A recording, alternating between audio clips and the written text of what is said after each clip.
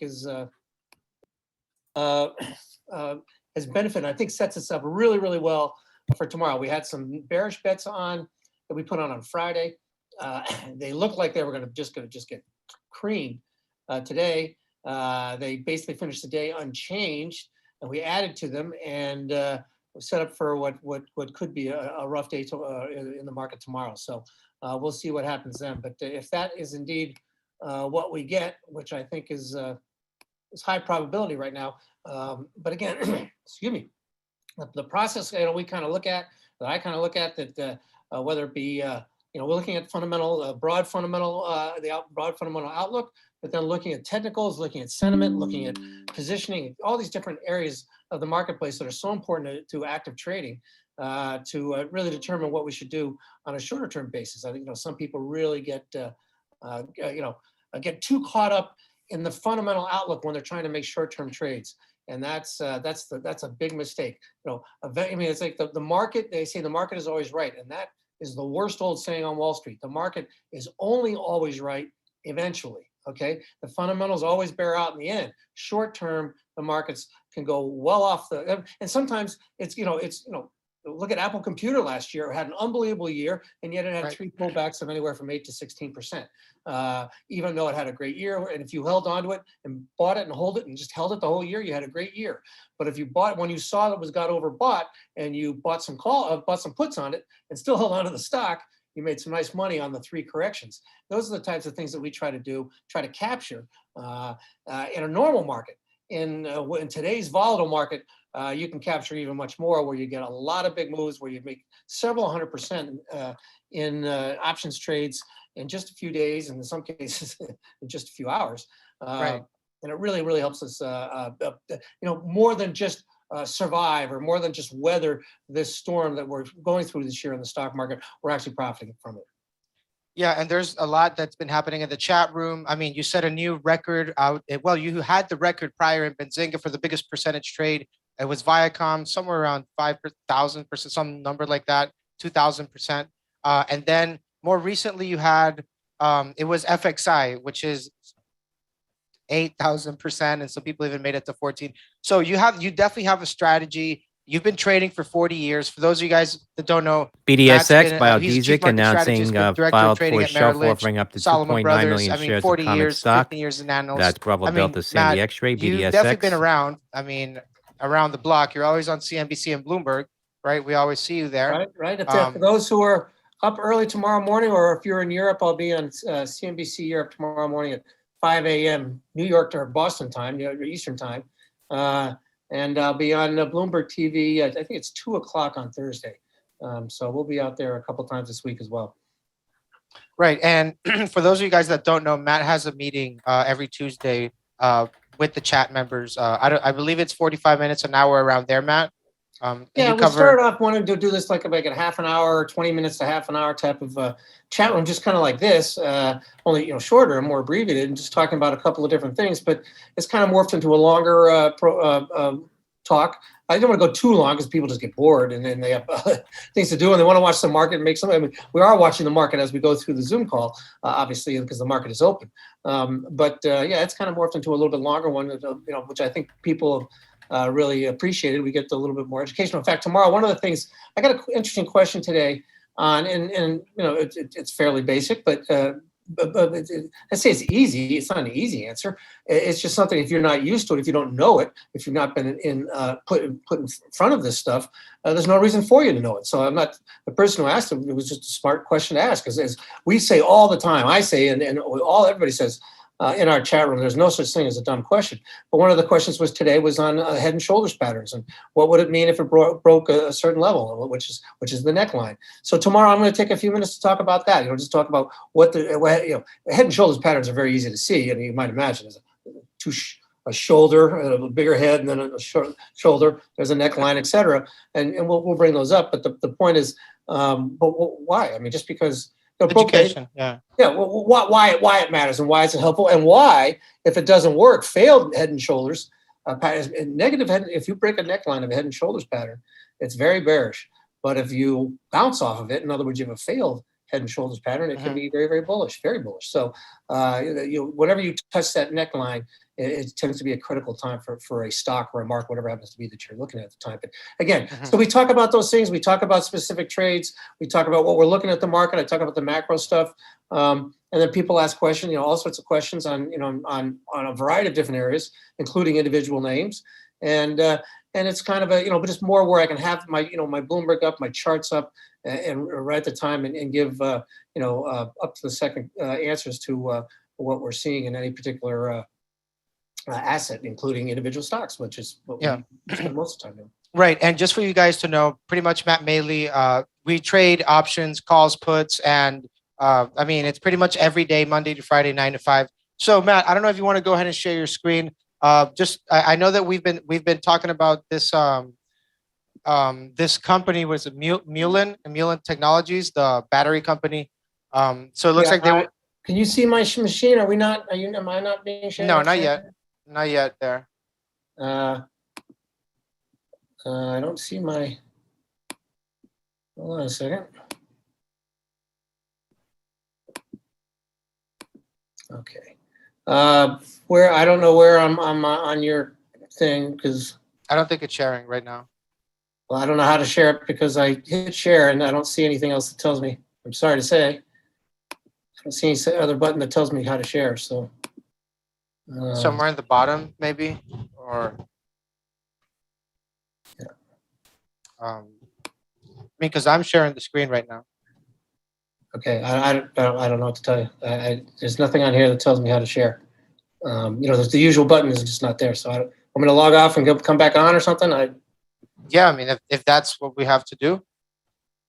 Okay, that's what I'll do. Okay, let's see here.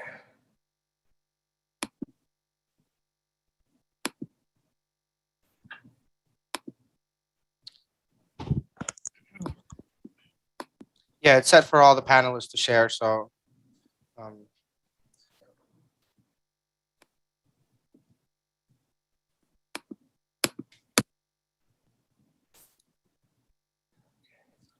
yeah, I think this happened last time too. I think.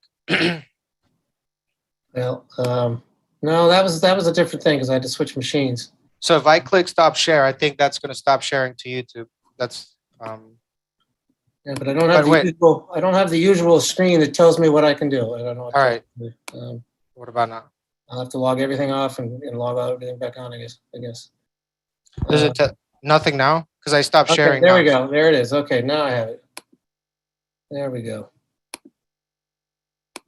So yeah, we have a pretty big crowd here for Mullen, it seems. But anyways, you and I've been talking about the stock 3 months in the past when it was like $1 and the first thing came out. Well, they were added to the Russell 2000 and the Russell 3000 overnight. So that's a recent thing that happened there with the company. But I know that you've been covering it well. And look, this is just an example for you guys in the chat room to see that even though we're trading options and all that sort of stuff, right? Like for all sorts of types of companies, we're also trading stocks as well, right? And sometimes even swinging them. But Matt's been covering this with us since I think it was late February when we first started talking about it. Right. The stock was down below $1, and this was down in here. The stock down below $1, and it was March, and then it broke out. And you see when you go from went up 4 times, so you got 400% just on the stock. You don't have to be a genius to know that the options went up a lot more than that. So we really pushed that one. Again, it was as we kind of again you combine these fundamental stories with obviously what was going on in the EV market. It was kind of a meme. We had this meme stocks, a resurgence of the meme craze back here in the fourth quarter of last year. But it came back a resurgence. But then I used this as a higher high. You see how this we got up to $1. I'm sorry, it got up to, did I say 4 times? But it got up to $2. I'm sorry, my apologies. And when it broke above that, I knew that it was breaking out here. And so on a technical basis, it really worked out for us. And the other thing I'll show you here is that we looked at another thing called the MACD chart, which is kind of like the Golden Cross and, a Golden Cross and see how it made a positive MACD cross a couple of weeks before that. So I knew that this breakout to a higher high would take it a lot higher, and it worked out really well. So we talk a lot about different aspects of the marketplace, whether it be, we trade a lot in the, right now we're trading a lot in the index ETFs because they're so volatile. But number one, number two, they're also so liquid, so you can trade them without any problems. And number three, they have these leveraged ETFs that are built into them. They don't just have, if you want to go out and buy Apple Computer or put or call an Apple Computer, that's great. But if you can want to buy, and it moves 4 or 5% in one day, that's great, because the options really move in a big way. But if you want to buy the QQQ, which is, of course, because it's the tech, that's the ETF for the NASDAQ 100. That ETF is so, that thing can also move 4 or 5% in one day. But that, if you buy the options on the leveraged ETF, whether it be the TQQQ, which is the 3 times bullish ETF, or the SQQQ, which is, S is kind of for short, that's the bearish leveraged ETF. So instead of making a 5% move, the SQQQ is making a 15% move. Well, it's making a 15% move. Just think how much more its options are moving. So these things have worked out really, really well. We've made several calls that have been well into the 100%, and some even into the thousands. But the thousands tend to be more on individual names, but we still can make a really good moves on these ETFs. And so we're looking at all these different things, whether it be, like I said, individual plays based on long-term fundamentals, but looking at the technical analysis like we did on Mullen, I say Mullen, not Mulan, Mullen, and then also look at some of the strategies here, whether we get, this one, there was a short interest to built up, et cetera. So we're looking at a lot of different things because that's what active traders really need to do. Now, Rodrigo talked about the FXI trade that we did, and I just want to pull that back up and show you, show you how that worked out. Now, the FXI, because it went completely against what we were talking about in terms of the fundamental outlook. The fundamental outlook looked horrible for the S&P. I'm sorry, for the Chinese. I'm sorry, the FXI is the ETF for the Chinese stock market, okay, for the big cap Chinese stock market. So, 20 years ago, if you wanted to go, buy, something on the Chinese stock market, you had to, call, get a broker in Hong Kong that could do do a Forex trade for you and things like that. Now, you have all these different ways to with these ETFs and these inverse ETFs and such, you can really make some big plays in that marketplace. So let me just see here if I can pull it up here. I had it set up, but then we kind of got off on a tangent there. So, gosh darn it. You will just never be able to, okay.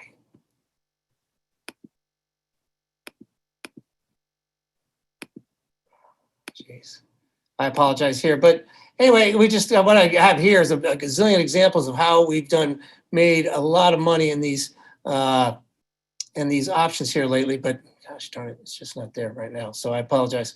Oh God. There we go. Okay, I'm sorry. Okay, here we go. Okay, my apologies. Now let's pull this thing up for you so you can see it. But again, what we talked about in the back in the, look at this whole thing with the Chinese stock market. It was just getting killed for a year. And all of 2021, they kept, every month they seemed to come out and nail another group, especially in the technology area, another group, and clamp down on them. And the market's just getting hit and hit and hit in a series of lower highs and lower lows, all the way down, all the way down. They started off with the retailers, then they went off to some chip names, then they went off to the gaming names, then they went off for the education. It was just one after another. But finally, as it got even worse, over in here, as we got early this year, the SEC came out and said they were talking about delisting a lot of the Chinese names, okay? And I was like saying, why would you buy anything in China? I mean, there's just nothing but bad news out. Well, I changed my mind after it became ridiculous. It became parabolic. Usually parabolic, I think the upside, it was basically crashing, right? And it became ridiculously oversold. See how it's RSI, it's relative strength index. Look how, when it got oversold here, look how much it rallied quite nicely there on a percentage basis. That was, 15% move. When it got oversold here, same thing, very nice bounce. When it got oversold here, see, nice bounce, okay? This time it got, let's see, when it gets down to 30, that's why that green line is there. That tells you that the thing is over, so go ahead and buy. It's green, go, buy. When it gets up to the red line or above, that means sell, stop, don't buy anymore, sell or make a negative bet.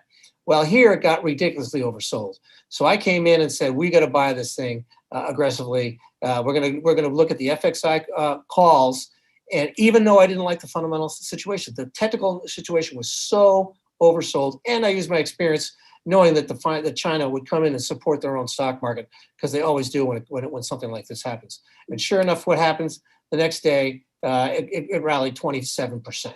Okay, imagine if the S&P rallied 27% in one day. So that RSI chart jumped up, and we own the calls. Here we are. We came in with a very specific call. We don't mess around. Very specific calls. The FXI, March 18th. So we gave the stock, the expiration date, okay, the strike price, and of course whether it's a put or a call. We came in on March 15th, in the last hour of trading, and we bought those options. By 10 o'clock the next day, it was up over 1,000%. I stayed with it. Why? Because I knew that not only was it working off an oversold condition, but I knew the Chinese government would be buying their own stock market. So when it got to about 3,000% on our gain, I said, okay, we can't get too greedy here. But I also knew the Chinese government would still be buying. So I said, let's sell half. We sold half of our position there, held on to it at the end of the day, and sold the other half at about 8,000, just under 8,000%. So accommodate, basically about 6,000%, 6,000% for the total position. And other people held on to it to the next day, and they made as much as 14,000%. 14,000%. Okay, so that's really the types of things that we can do, and we have done in the marketplace. We mentioned we've done earlier in the year. I'm sorry, it was actually last year.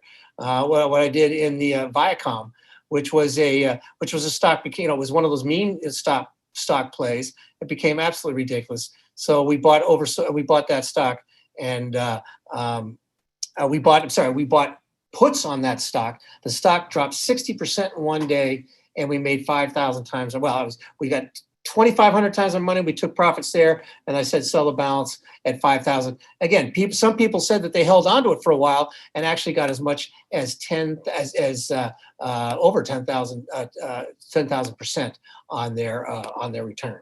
Okay, so but I want to talk about a little bit about how we do. What do we do and why do we do it? Okay, here's the trades we made just last week, and today.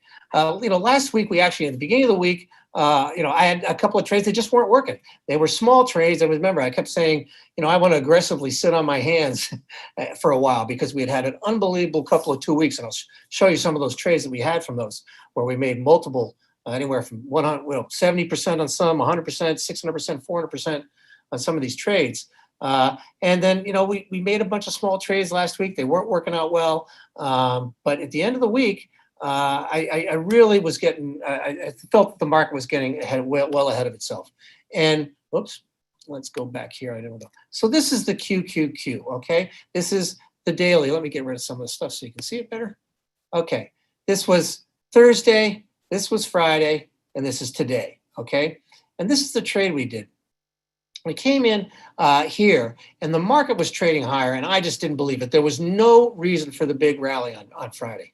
I kept, people came up with, here you heard it on the financial networks, Bloomberg and CNBC, but they weren't, even they admitted they weren't very strong comments and strong reasons. And it kept going up.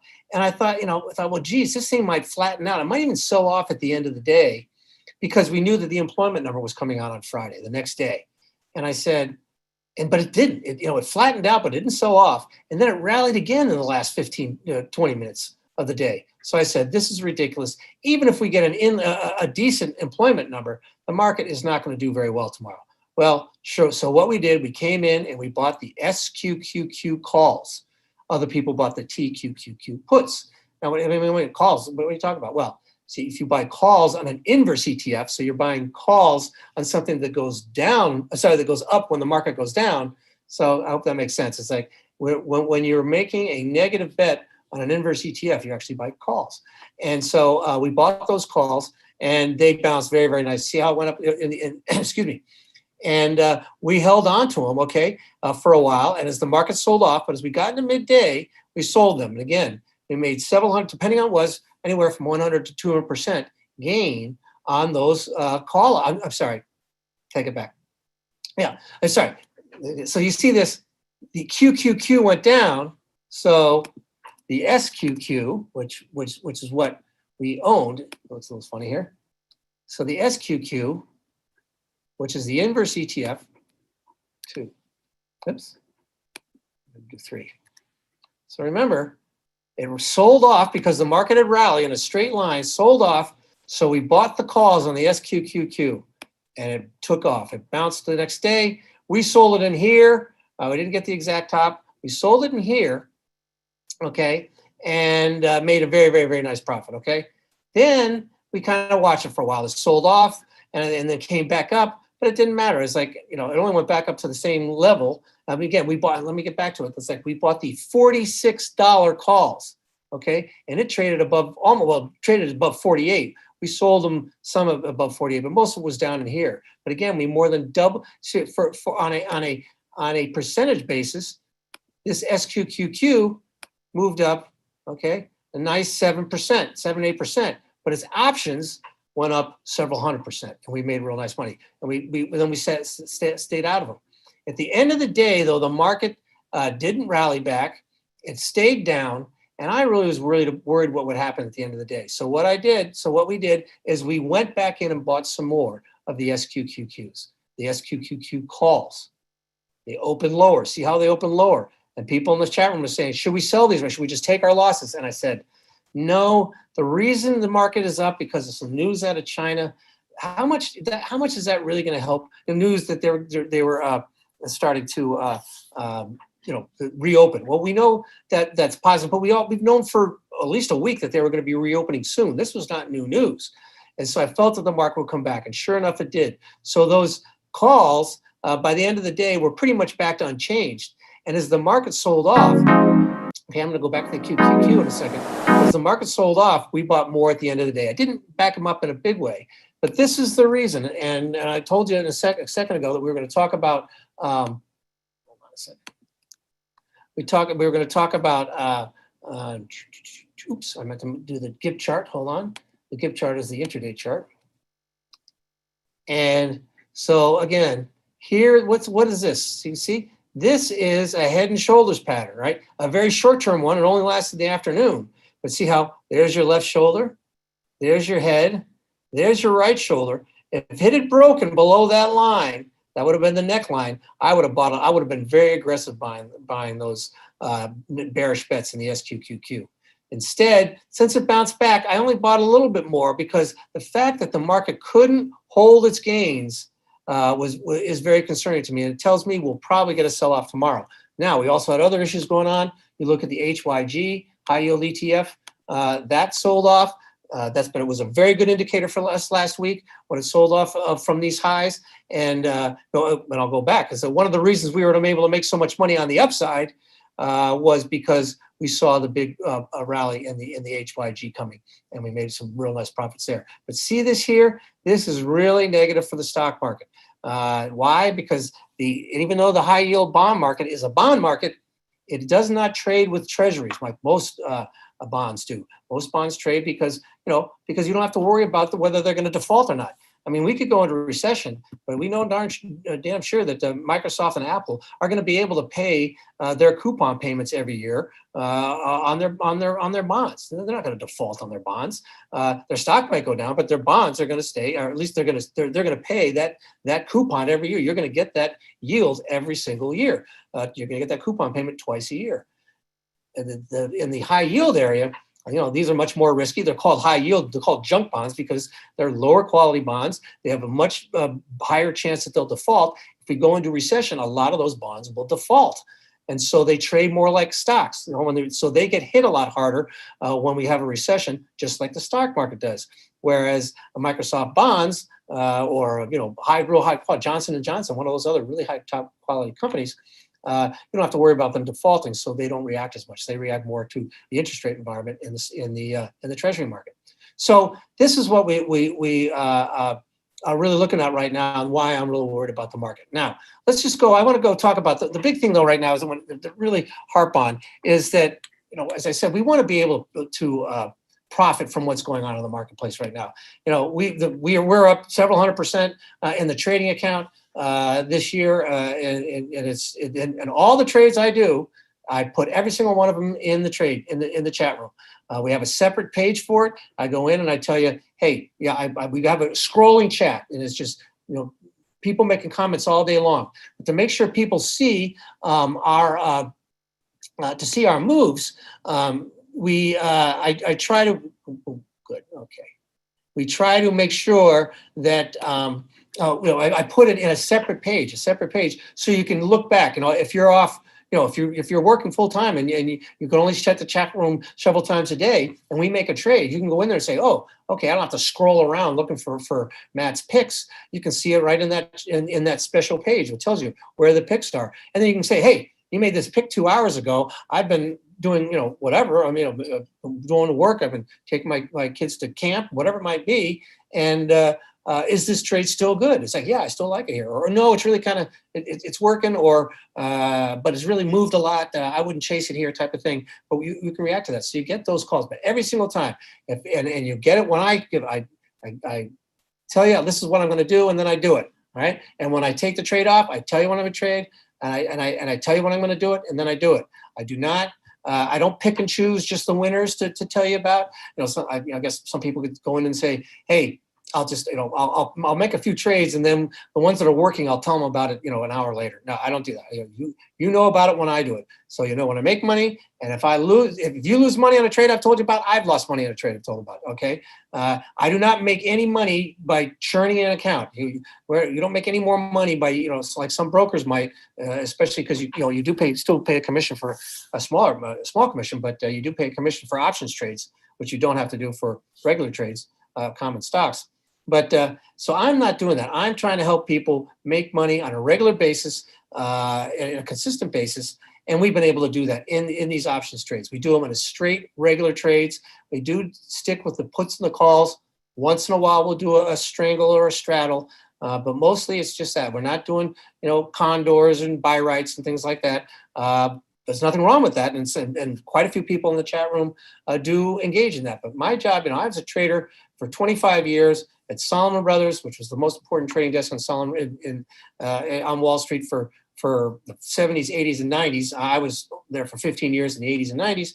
And then on the Merrill Lynch trading desk for 10 years, where I was, I ran the Boston trading office for Solomon Brothers, covering, and Morgan Stanley was the senior, Morgan Stanley, Merrill Lynch, senior trader there, where we were covering the biggest and best accounts on Wall Street, the biggest mutual funds, the biggest hedge funds, biggest banks, insurance companies, et cetera, you name it. So I really learned on what it really means, not just the theoretical stuff that most analysts talk about. I learned what you need to do on the markets every single day to make the real money, not to trade actively. Like I said, so many things happen when you're just following what theoretically should happen down the road, instead of saying what is happening and what will happen right now. But just to go over some of these things that we've been able to make on a very consistent basis. Last week, now this was a trade that I did not engage in. So quite a few people in the chat room did, and I didn't. So, like I say, I'm not the only one giving ideas out there. We have a lot of people who give some fabulous ideas. This was the one on Amazon, where one of the people in the chat room did some research on what happens when Amazon splits, and what happens to the stock, and it tends to rally going into those highs, into that split. And sure enough, she came in and bought them here, and as did several people. They bought these things on Monday at the beginning of the week, and they were selling them up here like up 500%. and others held on to the next day. Now, I don't know that anybody sold right at the top. I was not engaged in this call, so I have to put it right there. I was not one of the people in this trade. It was other people in the chat room. But you theoretically could have made as much as 1,500%. Some people sold it down here. It was 800 or 900. But either way, it were huge. I know one person flat out said they made 800%. Just huge trades. So these are the ones. And then as we went later in the week, they made similar trades in here that they worked very well. So I'm not the only one that's making these trades. These are people who are coming up with these ideas. Now, one what we did come out with was that I came out with on this would have been Wednesday. Talked about advanced micro devices, and I said, this thing looks like it wants to break out to the upside. So I came in and said, again, very specific trade, not a general one. I said advanced micro devices, the strike price June 30th, the expiration date June 30th, strike price $105 in the calls.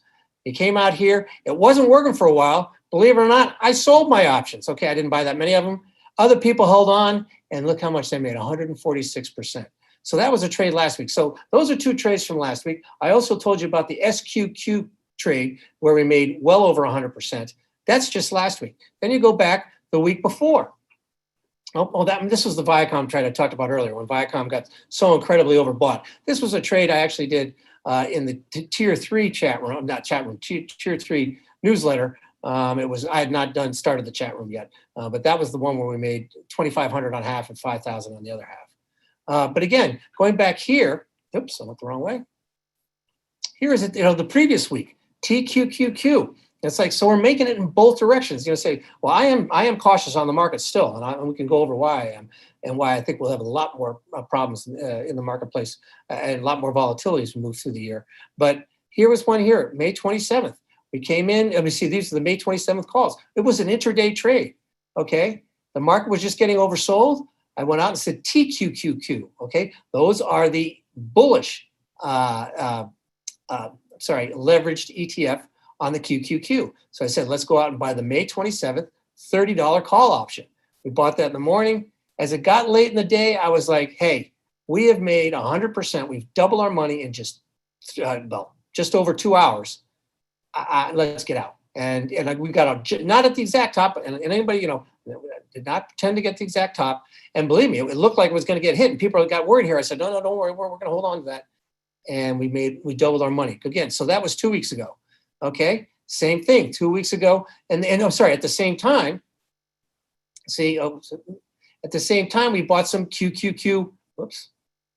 I'm going to say, yeah. So earlier in the week, let's pull this up again. There we go. Good. Okay. Early in the week, we bought the QQQs. Now, this was a little bit different because I didn't want to go. The QQQ calls, the QQQ options, they expire 3 times a week, Monday, Wednesday, Friday. The leveraged ETFs only expire every Friday. So if you want to make a real short-term call early in the week, you'll have to pay a lot of money for those ones that expire on Friday. I went out and wanted to buy one on Wednesday. So we went out and bought the May 23rd, $287 calls, right? We bought them in the morning, and then right when the market was about to close, we were up 174%. I said, I'm not going to get greedy. I think the market could rally further the next day, but why get greedy? 174%, let's out. That's how we did it there. And then, here we are a couple days before that on the SQQQ. Okay, this is a negative bet.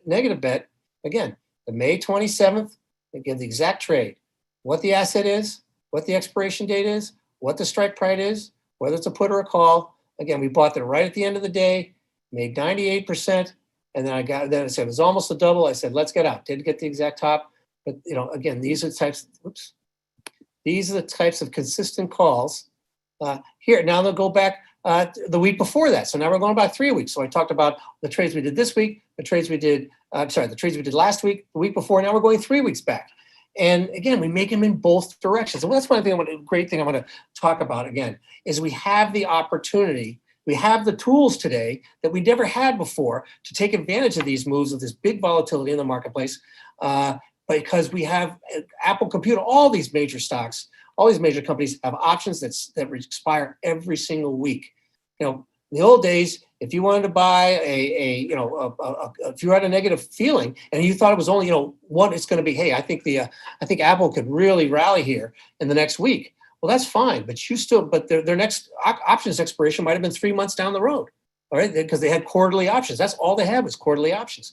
And in this case now, you can every single week. So you don't have to pay that huge time premium that is involved. So if you're right on that thing, you can get those big moves. Here was one, I saw the market, and I had been bearish on the market and been very, very right, very, very correct, okay?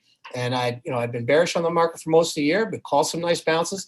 And I said, guys, the market is really getting oversold. We're going to go in, we're going to buy two things. First, we're going to do is going to buy the TQQQ calls. Again, the specific trade. The TQQ, the expiration date, the 13th, the $29 calls. We bought them at 3 o'clock, okay, one afternoon. The next day, we sold them the next day on a 600% return, okay? 600% gain. Didn't get the exact top. We did get pretty much the exact bottom. We got them right here at 3 o'clock. And that was real nice. At the same time on that day, we bought the Apple calls. See, I bought them just after 3 o'clock that day. Okay, again, it was May 12th. But the May 13th, remember it was Friday the 13th, the Apple computer. So the symbol, again, I'm in the chat room saying the specific trade. Apple computer, May 13th. That's the expiration date, the strike price, and whether it's a put or call. We bought the calls and we made over 400% by 11 o'clock the next day. Again, if I'd held on to them longer, we would have made more money. And again, I didn't get the exact bottom, didn't get the exact top. And, if you're the one who's going to really get mad after making 400% and wishing you'd made 500%, you're in the wrong game because you'll drive yourself nuts. You will just never be able to, because it just can't work that well. Okay. Now here we see how well this was a similar trade as the market was going down into that week. Okay. You see, remember we bought them on the 12th and the 13th. Back on the 11th, we bought a bearish bet on the SQQQ and made 116%. Again, we didn't. If I'd bought it down here earlier in the day, it would have been much better. I didn't. I'd be first one to tell you. We bought them here, sold them the next day, up 116%. So it's I wish I could say we'd do it every single day. Earlier in the week, I'm sorry, and then we go a week before that. We go back to May 4th. Okay, so now we're going back 4 weeks. Now, obviously, I misspelled it. Should have been May, not Nay. But again, we bought the call options in the QQQ, 70%. Then you go back to May 2nd, or again, QQQ put option. You make them in both directions, 290. Again, I wish I had bought them at 10 o'clock at the exact low of the day. Anybody who says they're getting that all the time is lying to you. Okay, but we did sell them right at the end of the day with a 220% gain there. And again, we go back. Here we are in April with some nice options there. We made 200%. VIX call options, 82%. This one we held for a couple of weeks, okay? And we actually own some July 35 calls right now for the VIX. And remember, the VIX is a negative bet. So we are betting the VIX will go up because we are betting that the stock market will go down. Right. But again, that gives you, I think, a good idea of the number of calls we've been able to make. I shouldn't say calls. I should say the number of plays we've been able to make, whether it be puts, whether it be calls. We've been able to make them on both sides of the market. And the tools are there because, like I said, we got weekly options. And then with the index options, we have 3 times a week on the QQQ, the S&P, the SPY, and the IWM, which is the Russell 2000 ETF. Those expire 3 times a week. So if you want to make a really short-term call, you can really hit a big home run there too. And we have a bunch of questions, people that have been emailing here. So I'm just going to get these questions. These are chat room questions from you guys. So it'll just take a minute here or two, Matt. Sounds good. Okay. All right. So folks, these are questions from you guys in the chat. So thanks a lot for sending these. And then we'll get back here to the session. So are the sessions on Tuesdays with Matt recorded? Yes, they are. As far as this session, it is not being recorded. Everybody can watch for free. But if you're an Inner Circle member, you do get the recording. Does everybody that joined get a free laptop? Yes. If you see a laptop on the checkout, that means that we still have a laptop available. So good question there, Phil. Let's see.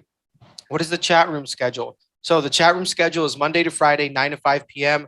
And you have the session on Tuesdays, which is from 11:30, right? Eastern. Yeah. Yeah, 11:30 ahead, 11:30 and ahead, right? Could be an hour or so, depending how Matt is feeling it in the markets. And so good question there, Joanna. Let's see, is there a money back guarantee? Yes, 7-day money back guarantee, and the price at renewal is the same as it's today, which is 70% off. That is just till midnight, guys. So unless you want to add anything on the format, because I know you're always adding education and things on these Tuesday sessions. Is there anything there I missed on the No, Tuesday no, session? that's, yeah, just to say is that, we love the fact of the 7-day guarantee, because you get a chance to feel about, am I really making the whole idea for me? I've talked about, if you go out and you want to go, geez, I'm going to go play. I'm an avid golfer. I'm going to go play Pebble Beach. Great. You're going to spend $500 or more to play, and that money's gone. That's okay, because it's like you're willing to pay it because it's like, oh my God, it's Pebble Beach. That's great. And it's a great experience, and you're willing to do that. Here, what we're trying to do, and we've been very successful at doing, is help people pay for the price of this very, very quickly. And so this is not just where you're spending money and then it goes away. You're investing money into education, into good trades, where you not only make up the cost of being a subscriber, but also making more than that, and that goes. Of course, that's the whole idea. Is it's like, and like I said, I'm not. You can trade. Well, I'm not your financial advisor. You can do all the trades I do. You can do none of the trades I do. You can do trades that other people in the chat do. Everybody has different risk tolerances and things like that. But so far, it's worked out incredibly well this year, especially with a high level of volatility, which I think is going to stay. And the other thing is just that. The educational part of it is a comment again today. We got from one of the people just saying how much they had learned. They literally, yesterday was their first day. I'm sorry, today was their first day, or maybe it was Friday, and they said how they couldn't believe that they learned so much. And we just talked about little things like what's breath mean. You have good breath.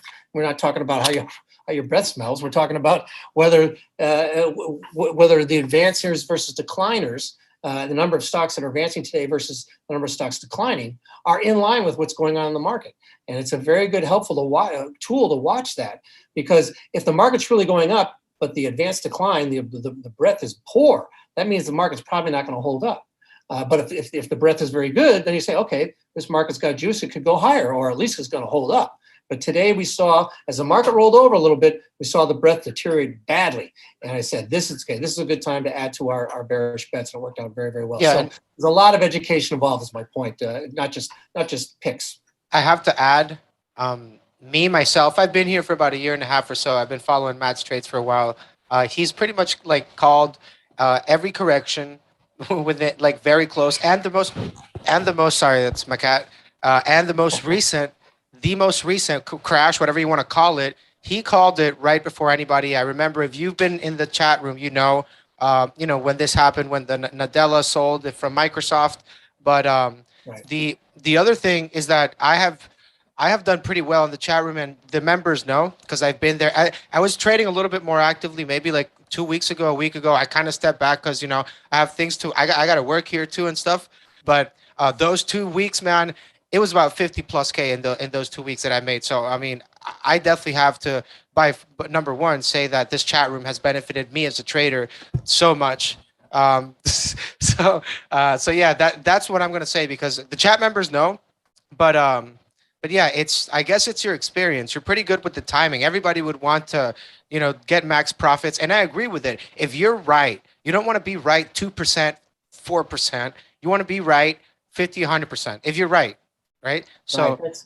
That's what we try to do. It's like when we or last week, I had some trades that lost money, but they were small trades. They were like, I'm going to dip my toe in. Like you said, Rodrigo, we had made these huge gains over 2 weeks, 2 or 3 weeks, really. And I said, the market's probably going to take a little bit of a breather here. Yeah. Trade sideways a little bit. Like, why? We'll buy a little bit of this here, a little bit that there. It didn't work. Okay. So we lost, a couple $100 there. That's not a big deal, because it's not a really big bet. Some we canceled out, some just expired. I mean, there was one that expired worthless, but it was like, I barely spent. It's a small trade. Yeah, it's a small trade, and you let them know it's a small trade. I mean, after those 2 weeks, to be honest, even mentally, I was a little bit exhausted. I'm like, that's a lot of activity in the market. Like, I'm gonna chill for a bit here. You can't just do it. Yeah, I mean, yeah. Because you can't make it happen. The market's going to make, the market happens. You can't make it happen. And if the market doesn't do it, and the market's not going to stay, not going to give you that many opportunities, it's not going to give you a gazillion opportunities every week. Okay, there's going to be some weeks where it calms down, and you got to have the discipline to kind of step back and say, okay, I'm just going to let things go. And that's a problem with new traders, where they just want to trade a trade because, look, I get it. That's the brokerage mindset they put into you. I want to bring out a quick chat here from Dana in the YouTube side. Dana C, I don't know if you remember her in the chat room. She says, been here 3 days and made money every day. Thanks, Matt. So, I mean, that's her. Thank you from. And that's what we're trying to do. Again, it won't be every day. I mean, the whole idea is to try to win every day, and we're not looking to bet like, if you're betting 350 in the Major League Baseball, you are going to make tens, if not hundreds of millions of dollars because you're an unbelievable batter. You're only batting 350 in the stock market. That's not good. Okay, we're not doing that. But we're not going to bat 1,000 either. Okay, we want to be batting 700, 800. And the thing is, but we also want to be batting like 900 in terms of the money wins versus losses. We want to have the wins, let them ride, be big ones, and the losses be small, be on the small side with smaller amounts of money. And that's what I try to do. Is there's frequently I go in and say, hey, this is what I really like here, but I'm going to buy a little bit here, and then I'll add to it. I'll add a little bit more, and then oh my gosh, we got this breakout. Let's jump in, okay? And that's where you can get the idea of when you can really get much more confident about making those bigger trades.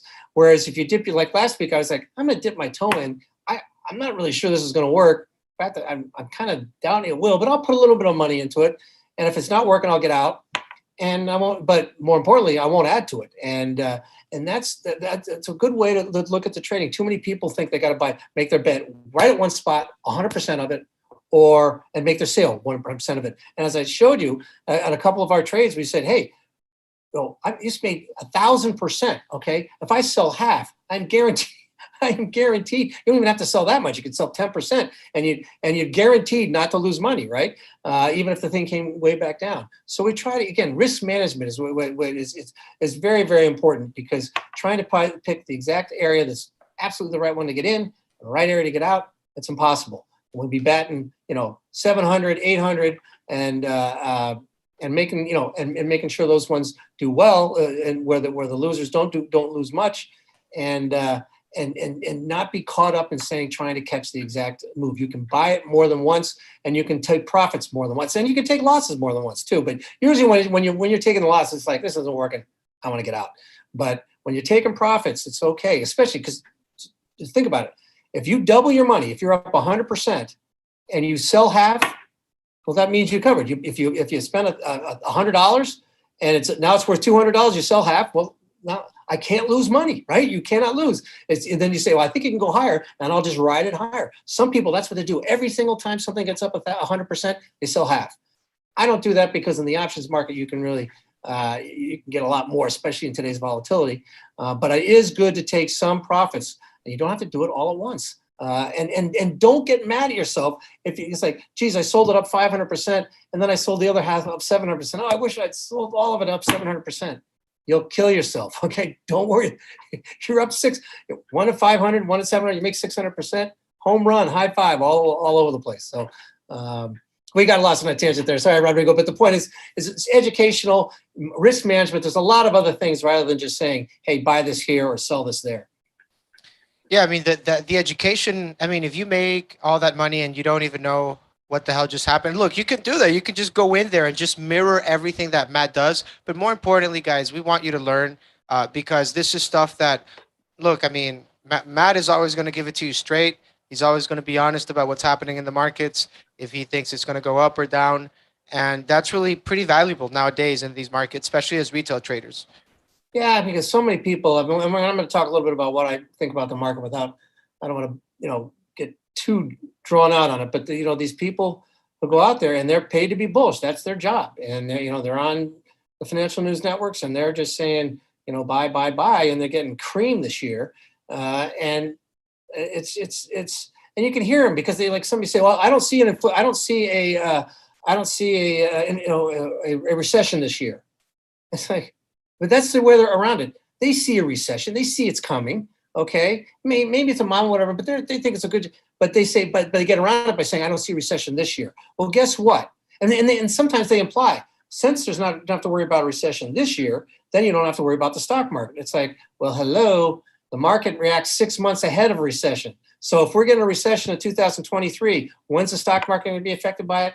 Right now, okay? And it has not been affected by it yet. And I'll go into that in a few minutes. But my point is that I'm going to tell you the way it is. I mean, today was kind of funny. I got a little, a little grief because people were asking me a couple of questions, and I kind of went back and said, no, this is why, and they're like, one guy said, geez, it sounds like I feel like a 10-year-old talking to my father when he, and I didn't mean to be quite that bearish. But the other person came back and said, hey, we want you to tell it like it is. I'm not sugarcoat it. I certainly don't want to be rude to anybody. I don't think I was.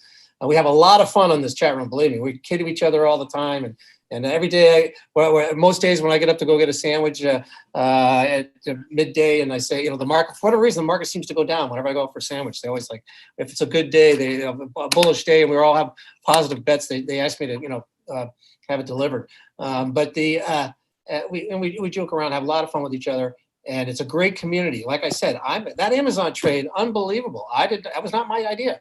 Okay, and I didn't get in on it. Okay, it was several people. The people in the chat room. Tiffany has made some insane trades with earnings, and look, now earnings become another thing. But that's really the value, Matt, because now these people have been with us and with you in the chat room for close to a year now. People build relationships. You start, and look, these are real people. These are not fake bot accounts like you see on Reddit or Wall Street Bets, or just pumping stocks, nothing like that. These are all real people that actually want to make money in this market. Right. Any trade I make is not. I mean, say pump and dump. Some people go in and say, okay, I'm going to load up in the stock, and literally some of these guys are going to have, from what I understand anyway, they go into chat rooms. And it's not just it's a guy. It's from a hedge fund who's got a boatload of money, and he makes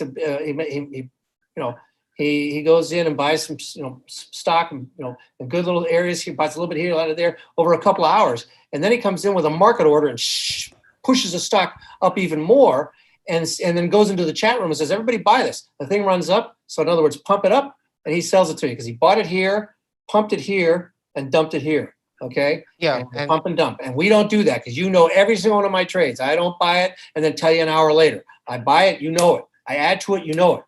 I sell part of it, you know it. I sell all of it, you know it. There's none of that, none of this. There's no delays. Okay? Right. And the thing is, like, I mean, if you watch these news places, like the people that are on there, they're like, I'm down 90% on my portfolio and things like that. And look, let's be honest. I mean, how is the chat room? How is the chat room, Matt Maley portfolio doing? We're many 100%. I would say it's. I think we can give them a deal if they would like to join the chat. Close to 500% we're up this year. Okay, and it's a. And you never go all in. You never go all in on any trade. Never. Just to be That's clear. So important. I'm Yes. glad you brought that up, Rodrigo. People, it's like, geez, I lost. I lost a third of my portfolio today, and I was like, what? If I ever lost more than, it was in over 2 day period, and I was like, geez, that I would never put more than 10% of my portfolio at risk over a 2 day period. It just not you because we're in the options, and it's like, oh, I had a really good day in a stock and it was up 4%, in one stock. That's great, but if you're in the option, you want to be up, tens of, dozens of percent, if not even 100% on the good trades. And especially in this volatility, and there's probably going to be a time at some point this summer, the first week of August, maybe things will be quiet. We'll only do two or three trades all week. Hey, really quick, Matt, really quick. Just want to give a shout out to Alan, Jean, Jacquet, and Sailor Senkoling. Welcome to the chat room. Thanks for joining us. It's going to be very interesting. We'll see what happens tomorrow. Although I'll be up at 4 o'clock to get it on my 5 o'clock. But so I'll probably be in the chat early tomorrow. We'll see what happens to the market, but I'm worried that it might be down. Now, and then of course, late in this week is going to be very, very interesting because we have the CPI number, which is the Consumer Price Index, which is an inflation number. And one of the more important, probably the most important inflation number. And then early next week, I think it's early next week, I think Monday or Tuesday, we'll have the PPI, which is the Producer Price Index, which is also a very important number. But we'll probably see some fireworks around that late in the week, but I think we could have a lot of fireworks between now and then anyway. So, and a quick one here, because we just got another one pop in here. Freitas 1000. welcome, welcome, welcome. Let's go ahead and give Freitas a nice welcome. Thanks for joining. Thanks for joining. Glad to be here. Matt, it's just be here. I was just saying, you'll and again, we'll really get up and going tomorrow morning. But this is, I think there's, again, these great opportunities are going on. And one thing I just want to talk about here, and just while I think about it, because I don't know if you guys can see this right here. This is Apple Computer, the chart. Now, I am very worried about Apple. And I say very, I don't want to overstate that. It's a great company, but it's still expensive. It's funny because Dan Niles is somebody I respect. Is somebody, whenever he goes on TV, I always say to the chat room, hey, he's on CNBC. You should listen to him because he's just smart. He's not. He's been wrong. We've all been wrong. He's been wrong before, but he's been very, very successful and right a lot more often than he's wrong. And he today made some negative comments about Apple. And I wrote it down. Just he talked about that they have they're going to right now the way things are going, they're going to actually have negative growth in Macs and iPhone sales by the end of the year. And negative growth, not, and he just talked about the service. They make 70% margins in their service businesses, and just last week, a couple of firms downgraded it because of the slowdown in the growth of their services business and their app stores and such. And so people say, so that's a reason to be cautious. Now, he also talked about the stock is still expensive on a historical basis.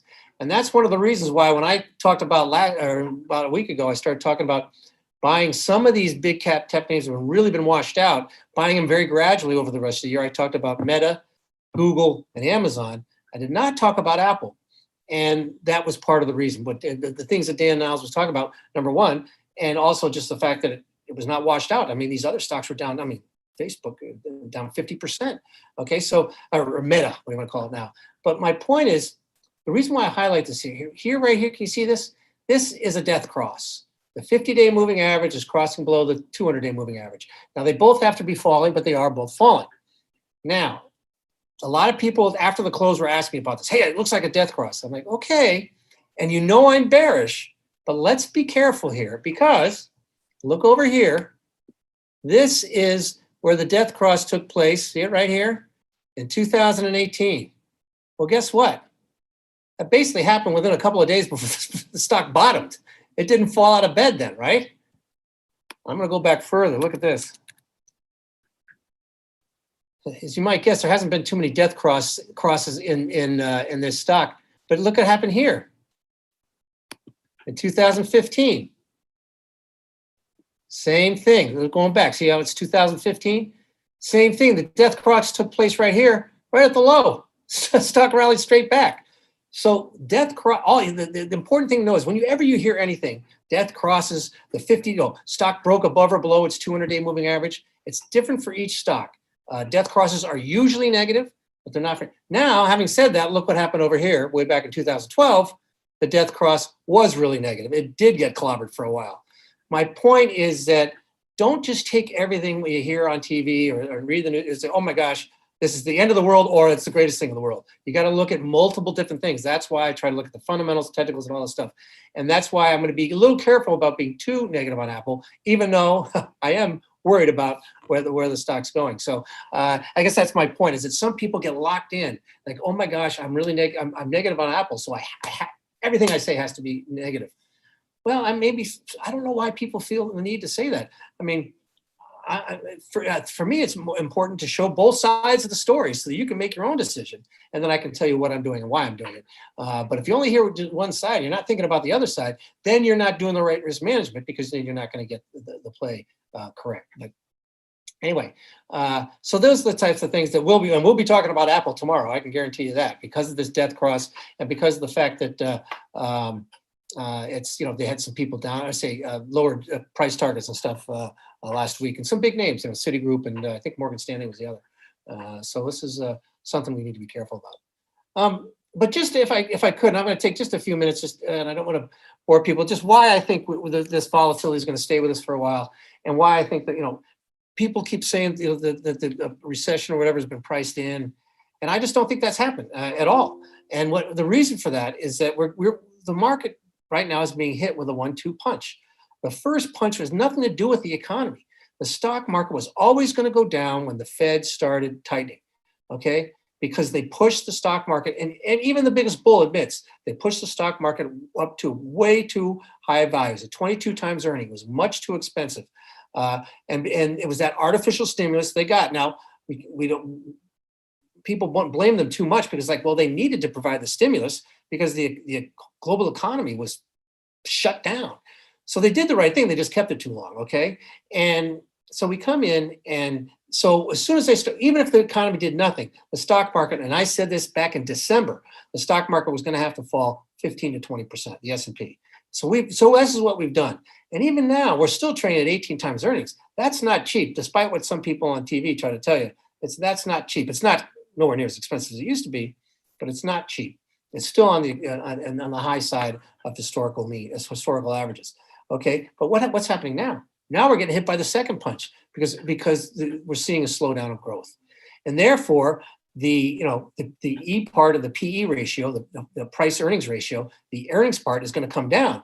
So therefore, the stock market has to fall further to fall in line to get into fairly valued, and that's going to be the second punch. That's what's going to happen now. We heard it with Microsoft last week, where they came out and they lowered their guidance, and it just I laugh at the people that sit there and say, "Oh, it was only because of the currency issues." And I'm like, why? I mean, all these perma-bulls, I mean, it's like whenever the currency helps these international companies, these multinational companies, whenever it helps their earnings, they say, "Hey, look at the weak dollar. This is going to help these stocks' earnings, and it's great for the stock market." But now, when the stronger dollar hurts their earnings, they say somehow it doesn't matter anymore.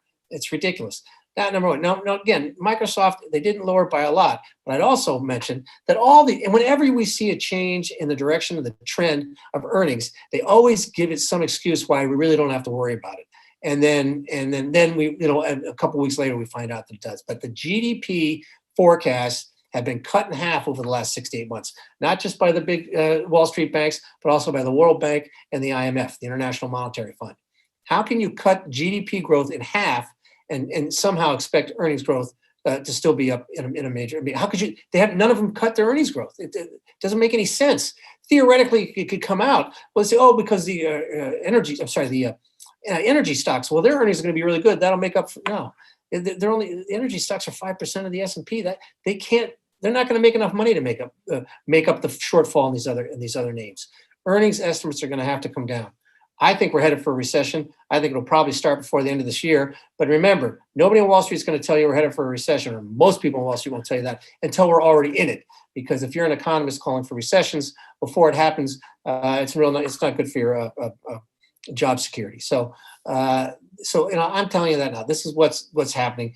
It's either way, we're going to get a sharp slowdown. Earnings estimates are going to have to come down, and and when that happens. When that becomes more evident, I think it's going to happen over the next couple of weeks, because earnings season starts in July, and all these companies are saying, "Hey, look what happened last quarter. If those who didn't pre-announce and just surprised everybody, their stocks got crushed this time. Well, let's ease into it so we can kind of get some bad news out there now, and so when they actually come out, we won't get hit as bad. And not only that, we won't take as much criticism, which obviously these CEOs don't want to do because their bonuses depend on this stuff. So so I think that's what's going to happen. But either way, these people, it just doesn't make any sense. There's one guy saying that stocks are a good good hedge against inflation. I'm like, what planet? It's a really respected guy, somebody I've listened to for many years. I don't know what the heck he's thinking. Yes, it is bullish when it's demand-driven inflation. We are in supply-driven inflation, just like we were in the 1970s. That was when the oil embargo took place, okay? That's when OPEC, they came in oil embargo, oil prices shot through the roof. Everybody, because you have to pay for oil. You had to pay to fill up your gas tank and heat your house. Well, now it's not just the energy prices, but food prices are through the roof.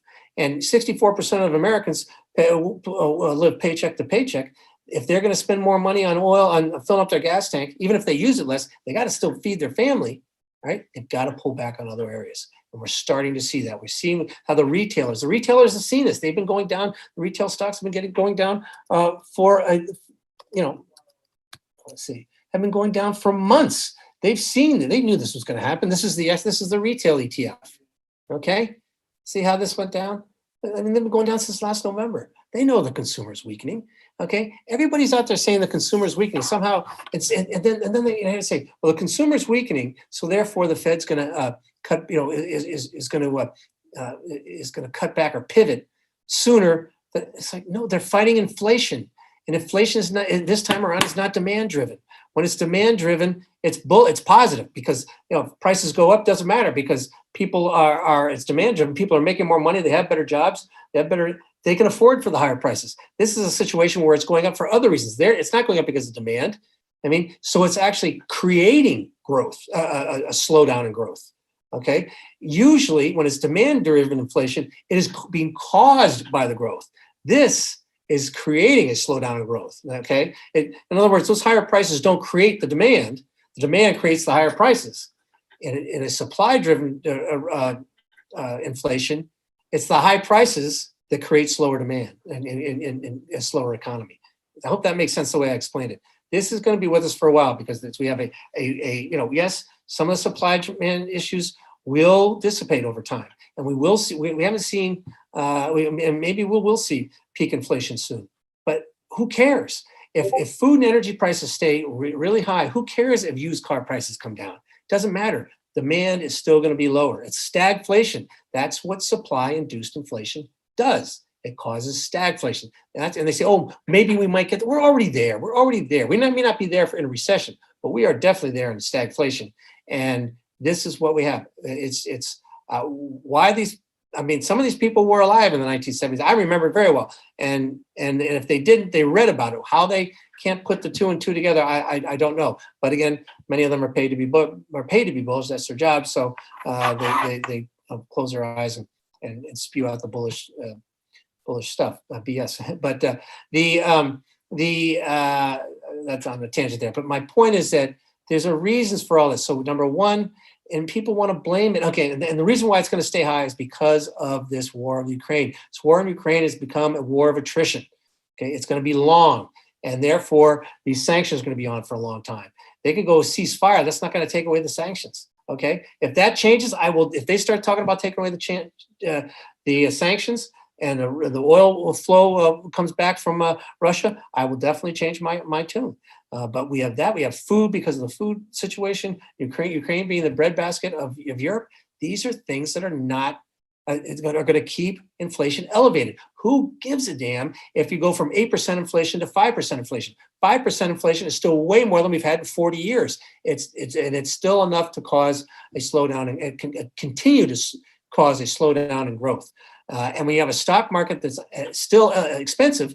Again, if the stock market was trading 14 times earnings, which is what we saw in the beginning of 2019, remember when the Fed pivoted? I was like, well, the Fed pivoted. Well, that's great, but the market was 14 times earnings then, not 18 times earnings. Okay, it's not cheap. And because it's the most leveraged market in history, or well, some of that leverage has now been worked off, but the most leveraged market in history, whenever a highly leveraged market goes through a phase of unwinding, it always passes fairly valued, it goes to undervalued. It happens every time. I mean, so unless the Fed completely changes, and they could, if we see a serious, meltdown in the system, or so the banks suddenly look in trouble or something like that, they will reverse, and I will reverse my tune. But right now, that's not happening because the economy. People say the economy is still solid. They go, that's great, but the economy is still down here, and the stock market's up here. Okay, the economy is great. Okay? So it's not going to fall into the abyss. So the Fed can keep fighting inflation, and they can withstand. They're more than happy to let the stock market go down. Now, it's not going to happen all at once. They don't want to crash, because if it happens in a crash, then you got mayhem. All these leveraged positions have to be unraveled all at once, and you got a big, big problem. So they want it to be, somewhat gradual, but it's still going to be painful. And the whole point is like, God, this guy's a raving bear. I'm not that way. I'm saying this is what is happening. We're going to get a decline where it's going to be, the S&P is going to fall 25% or more, but before it bottoms, and the NASDAQ could fall even as much as 40%, in my opinion. And it's normal. It's healthy. I've seen it happen before. I've done this 40 years. Let's embrace it instead of fighting it, instead of trying to hide from it. Embrace it, profit from it, so that when it ends, you're the one who's got money to put to work when the bottom and the whole thing is, when they call it when there's blood in the streets. And that's how Warren Buffett became a billionaire, where he bought companies or big chunks of companies at times when there was nobody willing to buy it, because he saw that that's how he became a billionaire. Okay. He didn't do it by, these other guys who takeovers and hedge fund. He was just a plain stock picker, and he always waited. And there's a reason why he started this year with by far his biggest cash position ever. And he has spent some of it, but he's still huge cash position. Why? Because he knows the market's still got further to fall before it becomes really cheap and before he becomes something he can buy. And it's in my opinion, it's going to come. And those people who've lost a lot of money will, when the bottom comes, and they'll be saying, "Get me out! I'm not going to go back on the stock market." In 2009, which was the best time in the world to buy the stock market, not only the people selling, they sold. Mutual fund flows were outflows for the next 2 years, right? Because people, every time it rallies, oh, finally I can get out. Finally I can cut my losses. They're not as bad as they were. So and they were selling at the exact wrong time. Those of us who could profit during this downturn and at least hold even, we're going to be the ones not only that will have the money to buy it, but will have the confidence to buy it. All right. Yeah, and when the market bounces 10%, we won't worry about, no, this is a major league suckers rally. This is the real thing. I'm going to hold on for years. And those are the people who buy. The people who bought in 1932, the people who bought in 1974, the people who bought in 2003 and 2009. And there's just these times where the baby was thrown out with the bathwater, and to be able to, so I guess my point is, we do this active trading. We all have that bucket of the long-term investments that we have, but suddenly some of that trading, you're going to take some of that trading money and say, we've got some unbelievable. Look at where Apple's trading. I'm going to put a bunch of more money in that long-term bucket and just let it sit there for 10 years. Right. That's kind of our strategy here. Is to profit from it in two-pronged ways, so we can make money now, but also so that we have the confidence to take advantage of it when the thing really gets washed out at the bottom. Yeah, and the other thing is that for those that don't know, right, even though you are trading options, in the chat room, people are more than welcome to ask you questions like, "Hey, Matt, what is a good stock with good free cash flow that maybe I could hold for 5 years, 10 years, either for my own savings, vacation, kids' tuition, whatever." It's more than just trading options, Absolutely. right? Oh, absolutely. I mean, I say questions like that all the time, and more than happy to. And people who are in the chat who haven't asked those, but hope they will. There are. We have another product in the Benzinga thing with we have some long-term stock picks that I pick a couple of picks each year and each month. And it's funny because one of the things I spent for 2 years, almost 2 years, where I was pounding the table buying oil stocks long before anybody else. And these stocks are all up, 300, 400% plus paying really good dividends, and they're still inexpensive on a valuation basis. And so, yeah, I'm more than right now. The longer term plays are much more defensive because of my view on the marketplace. But they've all worked out. I mean, many of them have worked out very, very well. And but as time goes on, those long-term picks will become much more aggressive and much more on the growthy side. When people are saying growth is dead, that's when we're going to be in there buying them. And I do remember that, I mean, everybody's talking about commodities and everything, but you were one of the first to be really bullish on that years ago. And that just goes to show that, I mean, look, you really have, here's what I do like about everything here with the chat room, Matt, is that you do have the trader background in your DNA, but you have the analyst side as well. Right. And I don't know if it's normal to have both of those. Those seems like two different types of people, but it seems like you've kind of merged it into one way, right? Is that how it is? Yeah, that's definitely what I've tried to do. And it was funny because when I was doing my trading and I was starting to write up some comments for Trading Desk, and then suddenly I started getting research votes from portfolio managers of some of these major mutual funds and hedge funds and things that I was talking about earlier. And so, I started thinking, well, this is, I should do, this is something that's works really well. I seem to have a good grasp on it, and definitely a unique view. So that's when I made the switch to being a full-time trader to being a strategist, and still being involved in trading on a very consistent basis. And so this is it's worked out. Like I said, it's worked out real well. And I think that again, the key is to know the difference between there are times And believe me, there are, you can go a long time where you're sitting there saying, the fundamental story on this, and the stock is going to go up over 3 years. That's great. But I've been able to show opportunities where I've been for the energy area is the perfect example. I was bullish long before anybody else. People were like going, October 2020, I'm pounding the table, and Morgan Stanley and Goldman came in late January of the next year. And by the end of the year, they're patting themselves on the back because they had huge gains. They did have huge gains, but they were half as big as the gains I had because I got in at the key turning point. Wall Street doesn't do that. They don't have the guts. They want to catch the 70% in between. They want to wait to make sure they've got confirmation. As a trader, I like to wait. I don't wait for that. I look for, I look for those key turning points because that's where the big juice is made.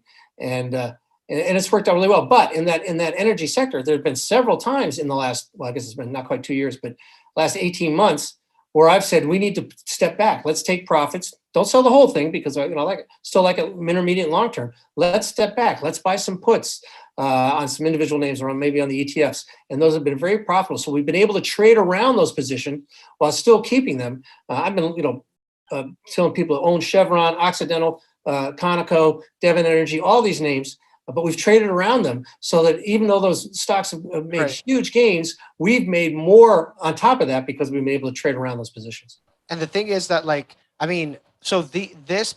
this year, but I'd say more than anything, these past 2 months, 3 months have been my most profitable ever as a trader. And really the main difference here, Matt, is that I started shorting more of the markets, not just going long on one side. In the chat room. So when you're going, the SQQQs, literally, you see my portfolio, like the big majority of the gains are SQQQs and TQQQs, just going short and long. And most traders, either they don't know they can do this, or like you say, they sit on the sidelines and they just buy and hold and they watch their portfolio go down every single day and not do anything about it. And in your case, you embrace the volatility. You want the volatility because we make money on both ways. Absolutely, and that's, again, it's we have the tools. As I said earlier, we didn't have those tools for never had them until, well, I mean, it grew over time. We kind of had them 10 years ago, but barely. Even in 2018, a lot of these things weren't very liquid. Now you can trade almost. And again, there are some that don't, and that's why there's sometimes people come in and say, "Hey, I really like this stock. I think it's going to break out," or "I really hate this stock. I think it's going to break down. What do you think of the options?" And I'll say, listen, these options aren't liquid. You might be right, but there'll be nobody around to buy the options when you turn to sell them. It's not, or maybe the bid-ask spread is so wide, it's too much of a crapshoot. I'm sorry to say that's not going to work. And then sometimes I'll say, well, but you should look at these, or here's a stock that's a bigger stock. It does have options. They have liquid options. Maybe it may not move as much as the other one, but because it has options where you can actually trade them, and one time there was one where I saw somebody asked me about one, and I looked at the chart and I was like, "Oh, this is a great one. We got to look at this." Finally, somebody came in and said, "Hey, Matt, hold on here. They don't even have options." So I had to step back from that one. So, I mean, I literally was totally looking at the chart. I didn't know the company at all, needless to say, but the chart looked so great. And the stock did go up, but there were no options to buy anyway. But definitely, it's like, just because something looks like it might work beautifully, and I always make sure to let people know, these are very liquid. You may make 100% on the options. By the time you sell them, though, they'll be back down to flat. You might even lose money. So, again, risk management is a big part of what we try to do. Yeah, and that is something important because, I mean, we are trading highly leveraged, things in the chat room, and that's really why I've been able to, and the people in the chat room, you're able to make those kind of gains. That's about knowing how to use the right type of financial product for it. I mean, you've been doing this for 40 years, so people ask me, again, how does Matt know how does he know when? Because sometimes you get it really close to the bottom or close to the top. How does he know that? But 40 years, baby, try it. There's little tricks that I learned. Sometimes just the gut, but somebody said, "What was that?" And I said, "Is that just the gut?" And I go, "Yeah, I don't know how. I just knew." It's. But again, most of it just gut. If you're just relying on your gut all the time, you're gonna have problems. So it's a trained gut. It's a trained gut, I'd say. But I'm using all these tools constantly before I get calls. But again, yeah, for those that don't know, I mean, Matt provides institutional level research to institutional clients. So you guys in the chat room pretty much get all the brains there. That's pretty much what Matt does. That's right. Yep. They get the people in the institutional. They pay us through a voting system, but again, some of the biggest hedge funds and mutual funds, et cetera, vote for me for my work on as a strategist here at Maley. So that's what what I'm trying to help people, individual investors who don't who haven't it's like I said, some of the things that these guys have an army of analysts to help them. And so many individual traders don't have any analysts. I mean, they're just trying to figure it out themselves, and that's very, very hard. It's very hard for the professional guy, so it's even harder for the individual. But again, you look at some of the know some of the tricks of the trade, know what people are trying to do. I mean, it's a when sometimes you hear somebody talking really bullish on a stocks, famous person, and I say, well, something. That means he wants to sell it. He's trying to talk it up so he can sell it, which is very unethical. But somehow, some people are able to do it, or they'll do the opposite. They'll talk it down so they can cover a short.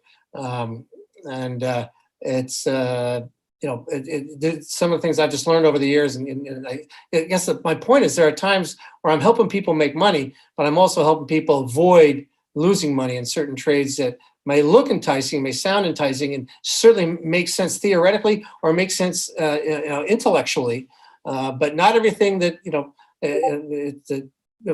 not everything that, especially in Wall Street, things that seem to make sense in a textbook don't work at all in the real world. Of course, that happens in many businesses, and it's certainly true in the U.S. I mean, in the stock market, and it's kind of like a war. It's they say you can have the best battle plan in the world, but something's going to get screwed up, and you need people on the ground to tell you, what's going on, so they can adjust. And that's one of the things I try to help people do.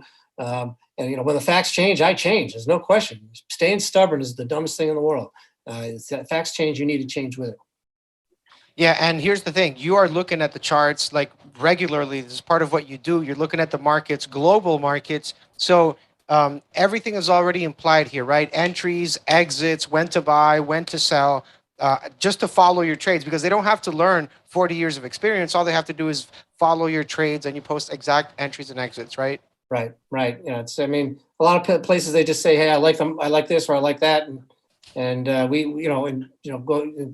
go figure out what you want to do. And we try to be much more specific and tell you exactly what I'm buying and what we're selling. And at the exact time we do them, and try to indicate the size with the small, medium, large, whatever. Because a lot of times I do start off on a small area, just kind of nibbling away, and it's just a good way to get a feel for when you've suddenly got some skin in the game. It gives you a better feel for what's really going on, and it's just again, it's more of an art than a science. And that's kind of why you need the experience, and that's why I enjoy trying to help people gain that experience. And there's a lot of risk involved, and that's why these are options. But again, that's why I try to talk about risk management a lot, and not just jump in with, I hear geez, such and such is reporting earnings tomorrow. Why don't we buy it? And I'm like, well, what do you know? I mean, you got to have more to it than that. I mean, you go into advanced micro devices, and it says, guess what? The stock looks oversold, and they haven't reported a bad earning in 7 quarters. Okay, now there's one we can make a decision on, not make a guess on. We're making an educated decision on. Okay, and that stock went up. We made a lot of money. So these are the types of things that so trading around earnings can be really, really very profitable, but they can also, if you're on the wrong side, you can lose 100% of your money real fast. So you got to be very careful, and not just, and again, if you lose money, whenever you lose money on a trade, and you will do that, okay, the thing is, you want to say, I had a good reason for that trade, and it just didn't work out.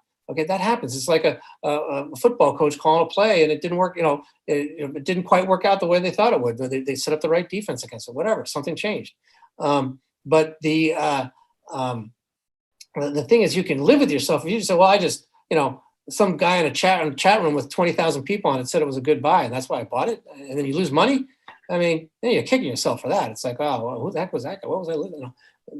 You want to have a reason for what you're doing, and that's what we, again, I try to help people with that, try to provide why I'm doing it, and so that when it doesn't work, you can say, okay, well, we can, you have confidence to be able to come back and make the next trade. Yeah, this is perfect for new traders, people that are just starting to get into options, because ultimately this is the most simple type of trade. You're buying a call, you're buying a put, and you sell it to close it. Same concept as it is when you buy a stock. We're not doing spreads and butterflies and all that stuff. Keep in mind, you also get education on the Tuesday sessions and throughout the regular day, right? Keep in mind, there's flexibility with that Tuesday meeting. But for the most part, guys, I mean, that's how you're going to make, like, you're not going to make several 100% on spreads and those sort of trades. This is the type of trade you need to make in order to make those type of gains. The next thing you need is good timing. That's what Matt has, that entries, exits, all that stuff. Yeah, and there's nothing wrong with some of it. Like I said, a lot of people in the chat room do some of those trades. You know, that they split it up. They do it, and as you get more sophisticated, you might want to do that. That's fine. That's I'm not saying people should. They can be very profitable for people who are, especially for people who are trading all the time, and that's what they do. You know, that's how they make their living. It's a little bit harder if you're doing it part time. But you can do these ones where you're making the somewhat part time, where you can still be an active trader, where you're buying and you have you know, again, where you're checking in enough to have a good idea when it's working, when it's not working, and it's not sophisticated, it's not hard, and again, we try to tell you exactly what like I said before, the exact whether the stock is, the expiration date, the strike price, and whether it's a put or a call. Right there, right there. None of this. You know, everybody should. You should look at. You might want to look at the Apple calls here. It looks like the stock wants to break out. Well, that's what some people do, and that could be enough. Because especially for sophisticated traders, they can make up their own decision on which one to buy. And there are times when people ask me, they say, "Hey, Matt, you bought those calls or you bought those puts. I was thinking about these ones." And I'll say, well, I don't like those because of this. Or I'll say, hey, those are just as good. I mean, say why I chose mine over theirs. And every once in a while I say, you know something, you're right. I should have bought the ones you told me to buy. I mean, usually they're very similar, so it doesn't make that much of a difference. But we try to be very specific so people don't have the vague thing where most people say, I'll just, take a look at the Apple calls. They look good here. Again, I'm not saying that's a worthless thing. And there's sometimes I'll say that. I'll say, listen, this isn't a play I'm going to make. But if you want to look at the Microsoft puts going out 2 weeks and in this range, so I'll be a little bit vague on that because I'm not making that trade. But if I do make a trade, you get the exact trade. That's really important because when you are new in options, you do want to have clear guidance and all that stuff. So yeah, basically, Matt's chat room, you're going to get clear entries and exits. I know that you guys, if you are new or if you're trying to get into options, I'm telling you, this is probably the best way to do it. Just because not just, you get the trades, entries, everything specific, but you have Matt throughout the whole day, Monday to Friday, to ask any questions, follow up on trades, that sort of stuff. And it's very important to have that to get a good sense, especially for other traders. Like, for example, myself, I only trade for the most part the Qs, which kind of goes with the market. So the macro is important. And Matt is Mr. Macro. I'll tell you that for sure. That's great. Yeah. So yeah, and it's just because I think it's very important to look at the big picture and then breaking on a small thing, because what you need to know if you're making a bet that goes against the fundamentals, it's a very short-term bet. And that short-term bet might be 2 weeks. Back in March, when I called for a bounce in the market, I knew it would last. I felt it would last for a week to 10 days. Well, it ended up lasting 2.5 weeks, and I lost a little money at the end because I really thought the market would roll back over. But did not wipe out the gains it had by any stretch of the imagination, and then we were able to get back on it. But I guess my point is, just like it was, even though I was bearish going into the lows in May, when we hit those lows, in fact, I'll go back to this thing. When people were really getting bearish, 2.5 weeks ago, and let's go back to this and see if I can pull it up. Whoops. Yeah. Hold on. Let me take a second here. I'm sorry. Give you an idea of why. Oops. Okay. Now, here we go. This is why I was saying, see here in the middle, here 2022, I went in, this is 2.5 weeks ago, and everybody was bearish, and we had made a boatload of money on the negative. Let me pull up the chart so you can see it better. Hold on, I want to blow it up there for you. See, I came in with this chart and showed, listen, this is what's going on. Look how oversold it was. The S&P, this is the weekly chart. It was oversold as it was, more oversold than it was in 2015 low and the 2018 low, and just as oversold as 2011, not quite as oversold as 2020, but of course that was the pandemic and the whole world was shutting down. So I said, I don't think it'll get that oversold. But then I said, we got to start lining up these call options, which worked out. And then in the NDX, it was as oversold as it was in 2020, 2018, more oversold in 2016, 2012, or 2011. This is getting ripe for, again, it was the weekly chart. This is getting ripe for a big sell-off. Then we looked at the Bollinger Bands charts, and I came in and said, hey, look at how oversold this thing is. Even though I don't like the market longer term, it's getting ridiculously oversold. Now, what this tells you, what the heck is a Bollinger Bands? This is the 20-day moving average, okay? And these are two standard deviations above that and two standard deviations below it. When it gets two standard deviations above it, it's getting overbought. When it gets two standard deviations below it, below the green line, it's getting oversold. Look how far. And I looked down and said, look how far it got here, how oversold it got here, and look how it bounced back. So it was well below two standard deviations below its 20-day moving average. Same thing happened right here back in 2020. 2 weeks in a row, 2 weeks in a row, 2 weeks in a row. I said, here's the time to buy. We went in, we bought the TQQ calls and made, like I said, I think we made 600% on that one. We bought the Apple calls and made 400%. Those were the things we went in on those things. And there's the same thing with the NASDAQ, the Bollinger Bands on the NASDAQ. Okay, but I also said, hey, listen, don't be, if you want to look at some other ones. Oh, the other thing was the high yield market. Remember I mentioned earlier how the high yield market is very highly correlated to the stock market? Its weekly RSI chart was, again, only more oversold one other time back in 2020. So this thing is just, and sure enough, it bounced in a big way. In fact, one of the people in the chat room bought them. I didn't suggest it. Somebody, Tammy in the chat room, bought the calls, the HYG calls, and made 2,000%, 2,000% on the calls. Again, there was one called a play that I did not call, even though I talked about it. And let's see here. The retail ETF, everybody's worried about the retail ETF. Now, this is 2 weeks ago. It was testing its 200-week moving average and was oversold. So I said, you know, if the retailers bounce, the rest of the market should bounce. So I had the S&P oversold, the NDX oversold, the high yield market oversold, the XRT, the retail ETF oversold, and the consumer staples ETF oversold.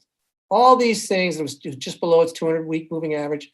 I figured that this market was ripe for a bounce. So these are what, you know, again, we try to help people. I try to help people learn as to why I'm making these decisions, even though I think we'll see lower lows at some point this year before the year's over.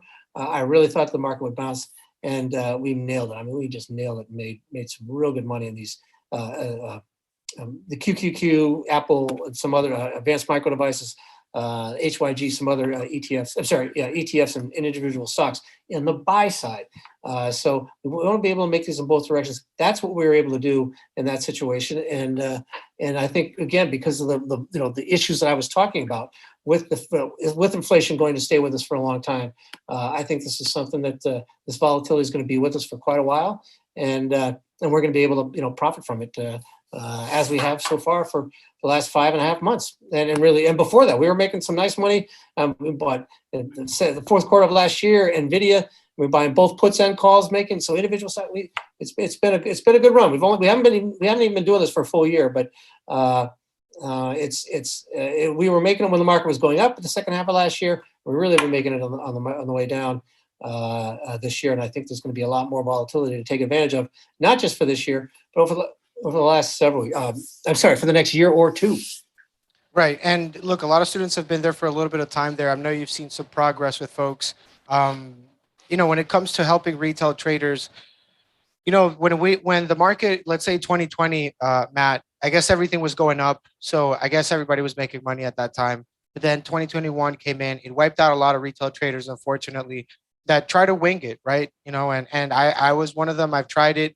It's not a good strategy, but it can't last forever. And ultimately, just knowing the markets is just so important. You can't just trade by what's trending on Wall Street bets. You know, it's just not something that you can do long term.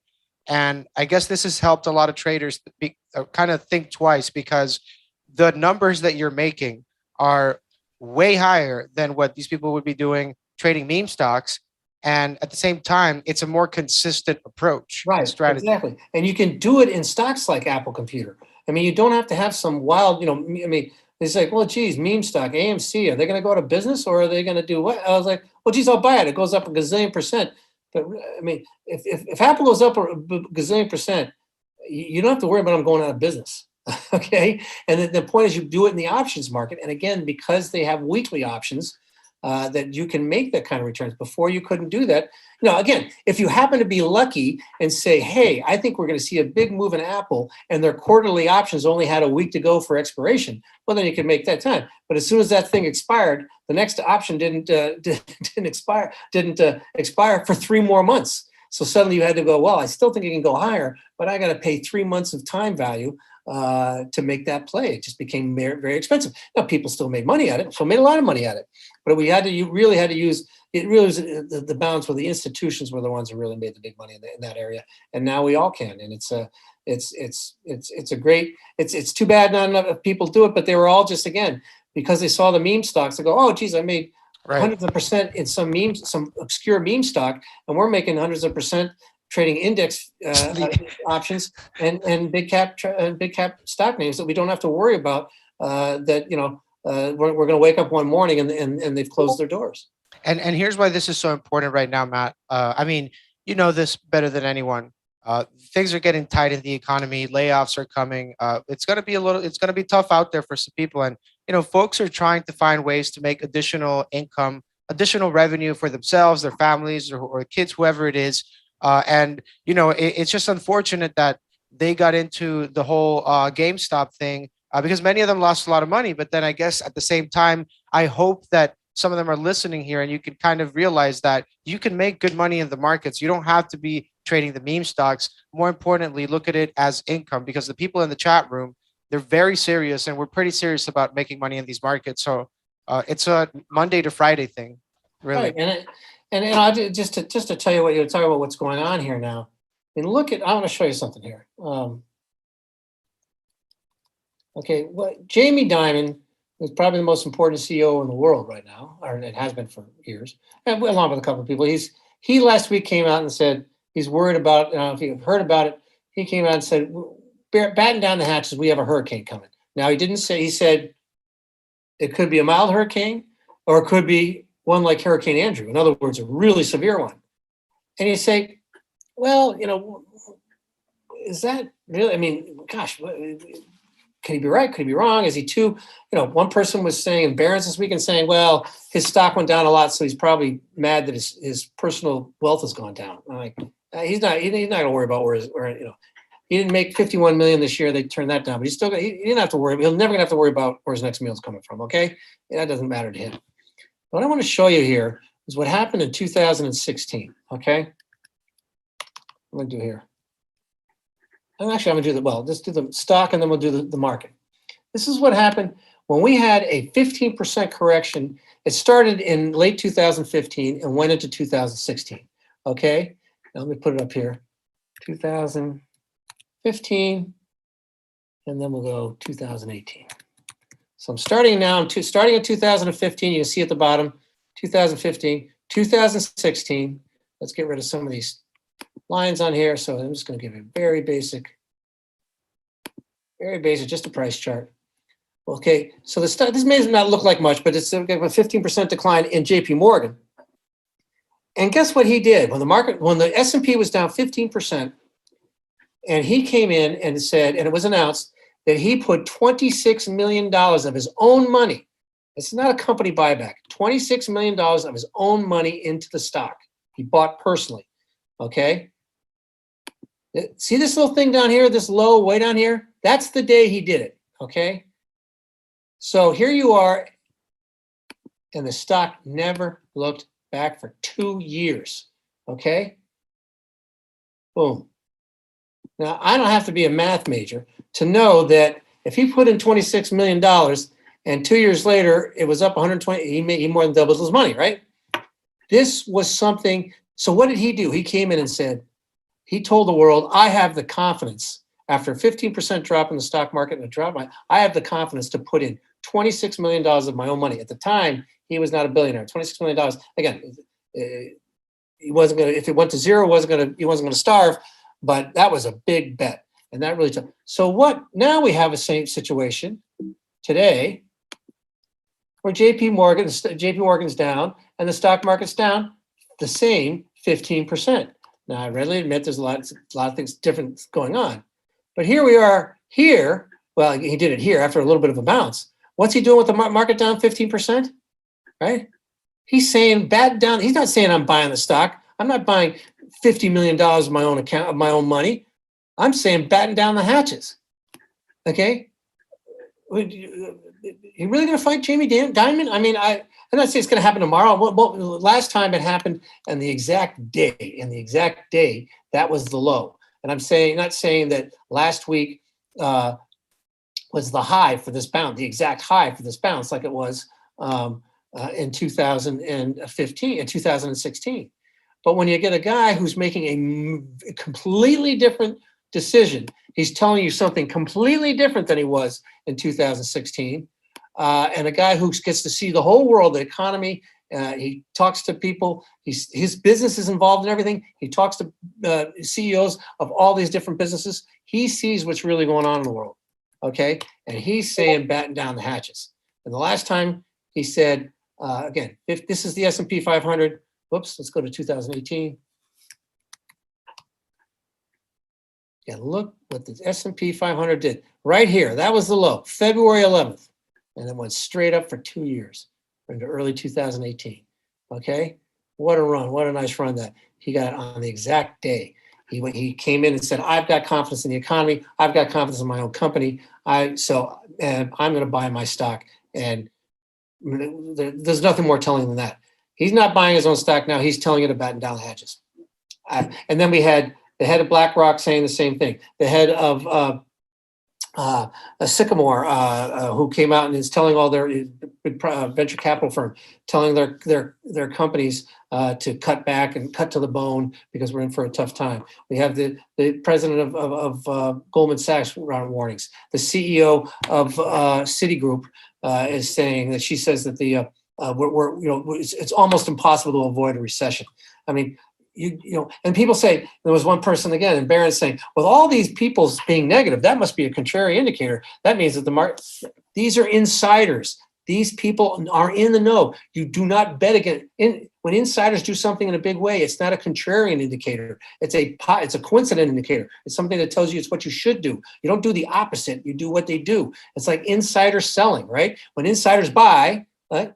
When Jamie Dimon bought, that was a great buying signal. It wasn't a contrarian signal. It was a good signal. Go ahead and do what he's doing.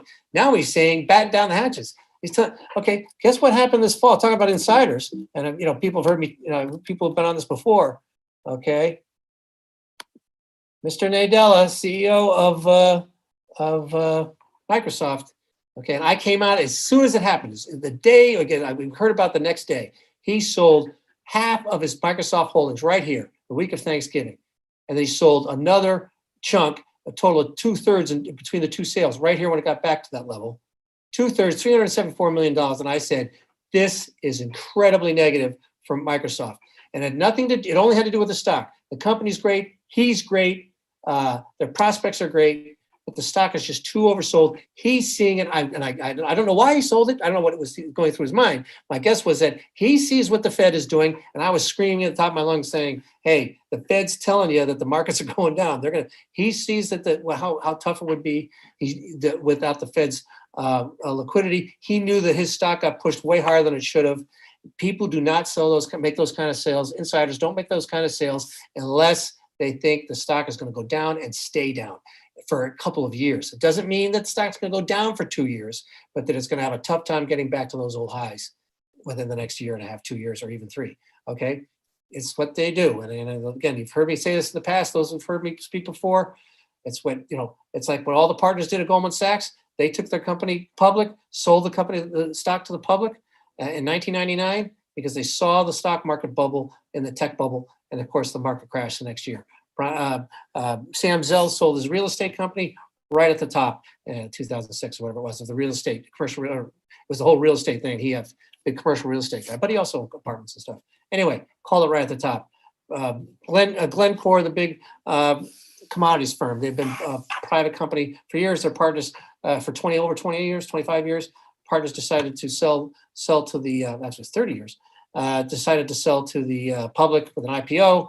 And of course, 2 months later, bear market in commodities began, May of 2011. And it would go on and on. When insiders sell, that's it. When insiders do something, you pay attention. It's not a contrarian indicator. When these big insiders come out and say things are going to be rough, it's not a contrarian indicator. It's a positively correlated situation, and you ought to pay attention. It's just my opinion. And these guys are a lot smarter than I am. And when they say that, it's you want to, again, you want to stand up and pay attention. So I think that liquidity that I've been talking about, and when you could get that many people who are that good and been that good for that long are saying the same thing, it's just something I think we ought to all pay attention to. Yeah, good stuff, man. And that's pretty interesting, right? Because all that kind of dictates a lot of the trading. Maybe we can. Well, can you look into the price action of this stock, MULN? What you can determine from just maybe the intraday or the short term?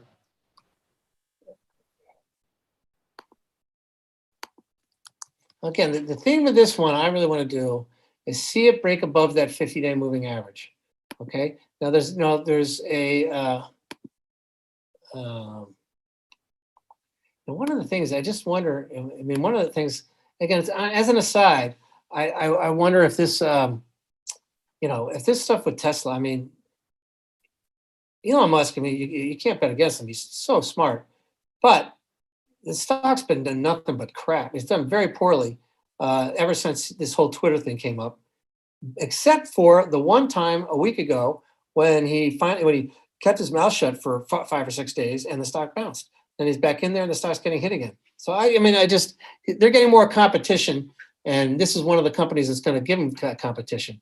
But so that's just on a fundamental side. On the and then of course they came out with news that they had a new battery that's going to go 600 miles. Okay, so that's a fundamental story. See the yellow line is the 50-day moving average.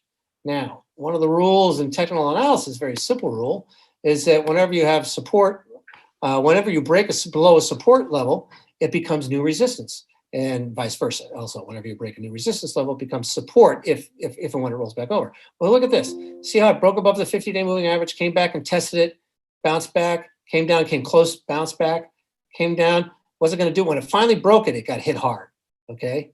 So now it's starting to inch its way back up, and you see how it's gotten up to its 200-day. It's 50-day moving average. Yeah, and I do want to give you a little bit of context. They got added to the Russell 2000, 3000. So I don't know if there's buying into that or when. Yeah, and well, not only that, it just tells you Russell doesn't do this on a whim. Okay, this is a $1 stock, it's a less than $2 stock that they're adding to their index. They're not adding to it because they think it's going to go away in a year and a half. All right, they're adding to it because they think it's one of the ones that's going to survive. Okay, so if it can break above its 50-day moving average, this should that's old support levels, now resistance, that 163 level. If it can break above that, it should run, especially because it will also give it. See how it has right here? It made lower low, then it made a higher low, lower low, higher low, lower low. I'm sorry, take it back. That was the low. Then a lower high, lower low, lower high, lower low, lower high, lower low, lower high. Oh, wait a minute. We didn't get another lower low. We got a higher low. Now we're right up here. and a little bit of a higher high. It's kind of a mini one. KSS And another calls higher low. So spiking now to instead of making $46, lower highs and lower 2 cents at lows, the we're high. making higher lows and Wall higher Street highs. Journal If we can reporting get one more franchise group higher high, enters which also exclusive implies a talks with break Coles. above its 50-day moving average, That's along Kilo with the Sandy fundamental issues that we Sandy. just talked about, this should really gain a lot of upside momentum. And it should happen even if the stock market is going through a tough time. Like I said, the Russell 2000 wouldn't add this, is not in the habit of adding companies they think they're going to go out of business in 6 months or even in 2 years. They think it's going to be one of these survivors. So this is one that looks real good right here to me. Again, to be more confident, I want to see it break above that 165 level. But it's one to keep. Again, I guess what I would say is, if you want to buy it now, you nibble a little bit here, and then you add after it breaks out. Don't be afraid. It's like, well, if I'm going to add later, well, here again, it's a good way to kind of nibble, get your feet wet. And one thing I've said many times: if you buy a stock and you pay let's make it easy to round numbers. You buy a stock and you pay $10, and then you double down at $20. So wait a minute, don't you double down when it goes down? It's like, well, no, you don't want to do that. When you've got a loser, it drops 10%, you get out. Not on an option, you can let it go longer on an option. But you get out and then you look for a re-entry point if you like it, okay? You can average down, don't get me wrong. You buy it here, you never get the exact low. So, okay, buy a little bit more. But once it starts getting hit, it's like, I just got the wrong timing wrong. I'm gonna get out and look for a better entry point. But on the way back up, it's like, oh, if I bought it at 10, too many people, they buy it at 10, it goes to 20, they go, why didn't I buy more at 10? Or at least I should have bought some more at 15. I'll forget it, I missed it. No, wait, where do you think it's going? Well, I think it's going to 100. Well, then buy more now. What do you think all these Will Danoff, one of the best, maybe the best mutual fund mutual fund portfolio manager in the world? You think he's not? He's been buying Apple and these stocks for years. It keeps going up. He keeps buying it. Now, part of that's because he has new money coming in. But the point of the matter is that if you buy something at 10 and you double it at 20, your average price is at 15. You've got a winner. You've got a guaranteed winner. Then you have a stop level. You put your stop at 16. You can't lose money, unless you get some really weird thing happen and it gaps down 50% which can't happen. But but you see my point? If you buy something at 20 and it goes to 10 and you double down, your average price is still 15. But now you got a loser, and all you can do is hope that it comes back up. Hope is not an investment strategy. You buy it at 10, you add at 20. I mean, again, these are wide. I'm using wide, but I'm just using it for pictorial. Look at it intellectually. Is that don't be afraid to add to winners. And it's a little bit tougher in the options market because you have a expiration date. But if you have a long-term stop and you like it, go ahead, keep adding to it. Especially, and I'll say one more time, especially when we get this market washed out, whether at the end of this year, sometime next year, whatever it is, then those stock markets start going up. It's like, okay, well, again, I'm going to go back. Amazon, which of course they just split, but let's go Amazon GP. Okay. 1998, bang. Okay, and now, so right now it's trading $124, okay? Look where it was trading. Look where it was trading, okay? The stock got going up and up, whoops. Zoom. Okay, let's just go. 2004, sorry. Okay, now, what happened here? 2004. There we go. Okay, so in 2001, you bought it here. The stock on a post-split basis, okay, you bought it here. It's trading at 28 cents. 28 cents. Now, of course, it was split. It was higher than that, but 28 cents. When the stock got up to $1, would you buy more? Well, of course, in hindsight, it's like, oh my God, no, I bought it at 24 cents. It went to $1. It got too high. I didn't buy anymore. So what? So now you've got an average price of 75 cents or 60, whatever the average is, 60 cents. It's like, and I got a winner. And then you just ride it all the way up to 124. 124 times your money. That's not 124%. It's 124 times your money. All right. Those are the things you want to think about. This is the kind of stuff we try to use and help people think about. But that's the stuff you do when the stocks become completely washed out. It's not what you do now, because most stocks haven't become washed out, even though they're down a lot.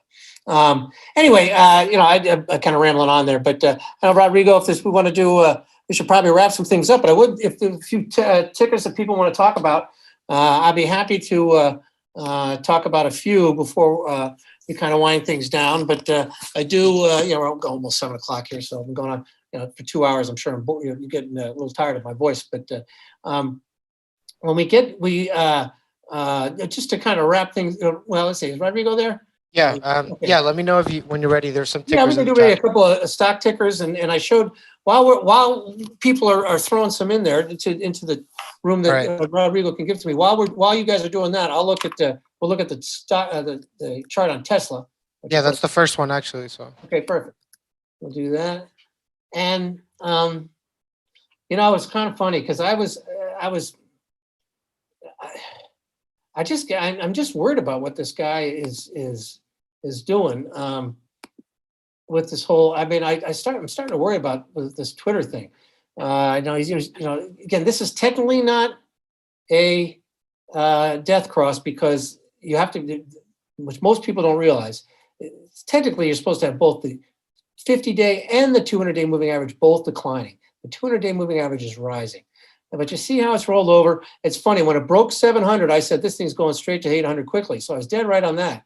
But I said, geez, if it can break above 800, it's going to be good too.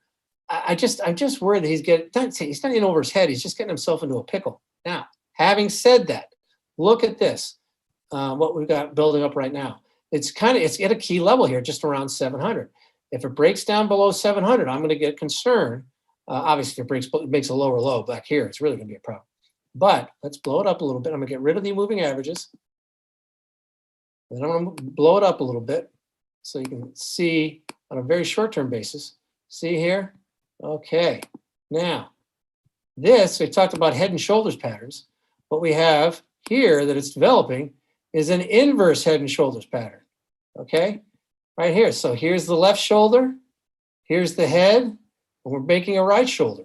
If this thing can rally back above 800 now, that's going to be a break of an inverse head and shoulders pattern, which will be very, very bullish. So really, over the next couple of days, the action in this stock is going to be very important. If it breaks below 700 in a material way, that's going to be a big red flag. Take it back. It's going to be a yellow flag, a yellow warning flag. It won't become until it gets all the way back down and breaks below the head, because the shoulder could just be a little bit of a bigger shoulder and rally back. But it's still, that would be disappointing, just because it would just show that that this rally here, is losing steam more quickly. But this has nothing to do with the long-term aspects of the company. But we do have to realize that, let's face it, much like the rest of the market, they got a lot of boost out of what happened in the from the Fed's liquidity. Now there's going to be less liquidity. The stock, I think, there's a very good chance it drops below that 600 level, or down near that 600 level at some point this year. Again, because they still need to take more froth out of it. That'll be okay. Doesn't mean the company's gone out of business. There's some people who do still think that they're not going to survive. I don't know. That's not what I'm betting on. I'm just betting that this is much like Bitcoin and these other things that did go much higher. Even though I know that several cryptocurrencies will definitely survive and do very, very well. They went too far too fast because of all that excess liquidity, and they'll probably have to come down more before they. I mean, let's face it. Amazon went down 90% when the .com bubble popped, even though their earnings went up every quarter and their revenues went up every quarter during that decline, during that 90% decline. I'm not saying these things are going to go down 90%, but they could and probably will go down a little bit more, and that'll provide an unbelievable opportunity. But I'm a little bit worried here. The thing is, it may get one more big push. If it breaks above 800, at any time in the next week or so, especially as you're going into the end of if we get into the second half of June and it's rallying nicely, end of the quarter, it gets that momentum going into the end of the quarter. For the end of for endowments, a lot of university endowments, they have a July 1st fiscal year because it goes along with the school year, and so they really want to have these good hot stocks on their books. It could really move up. So this is the one to watch. We're watching 700 to that. I know it's a wide range, and my feeling right now is I'm getting a little worried. But if I'm wrong and it bounces back in the next rest of this week and it breaks above 800, you want to own this stock for short-term trade. It's going to go to 900 very quickly. Another thing? Yeah, go ahead, bud. Yeah, the next one that we have here is Amazon. Yeah, Amazon. Now, this one, it's split and it was up strong today. Now, this is one where I think I mentioned, I'm sure I mentioned earlier that we made, and that wasn't me, it was other people in the chat room who made really good money in the calls. Now, having said that, I turned bullish on the stock in here, and I've been telling people on a long-term basis, you should be adding to this stock. I made a nice double bottom, and I said this thing could run, but I did not make the call that Tammy made talking about the stock split. Now, the one thing I worry about, it's up 25% in just 2 weeks. It's not overbought. You can see the RSI is not overbought, but it sure as heck isn't oversold anymore. This is bullish because it made a nice double bottom and a higher high, and it probably wants to go higher. It went higher today because it's a much cheaper stock. Individuals could afford to buy it much easier now. Instead of paying $2,000 for the stock, now they're paying $124 for the stock. And so it's easier. But can you see how it went? I'll give you an intraday chart. It did come back. So even though it's not overbought, I'm thinking that it'll probably, see how it closed well off its highs. This is just what the stock did today. It didn't close on its lows, but you can see that if it breaks below that 124 level, this is what we're going to be watching for. Again, on a short-term basis, got to 124, held. Got to 124, held. Got just below 124, a little bit of a head fake, held. That's why it's very important. Never assume when it breaks a support level to the downside or a resistance level to the upside by a small amount, don't automatically assume that's a breakout. You need a meaningful breakout, not just a couple of pennies. So anyway, but it did hold. So therefore, that's three strikes now. Will it be 3 strikes you're out? If this thing breaks below 124 tomorrow, you want to be buying puts for a short-term basis. Longer term, I love the company. Very long-term basis, I love the company. You should buy it every month, buy a little bit every month, all year long. There'll be more opportunities on the upside. Maybe even tomorrow. Maybe this 124 level will hold and the thing will rally. But if the overall market comes down a little bit, like I think it might, watch that 124 level. You get down to 123.75 or so. Maybe we'll look at some Amazon.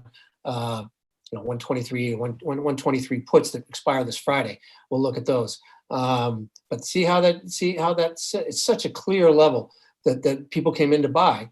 And if they decide, I'm not buying there anymore, they usually get, creates a vacuum when the stock gets hit. So we're in the chat room tomorrow. We're going to be definitely talking about Amazon. We've been talking about it every day for a while.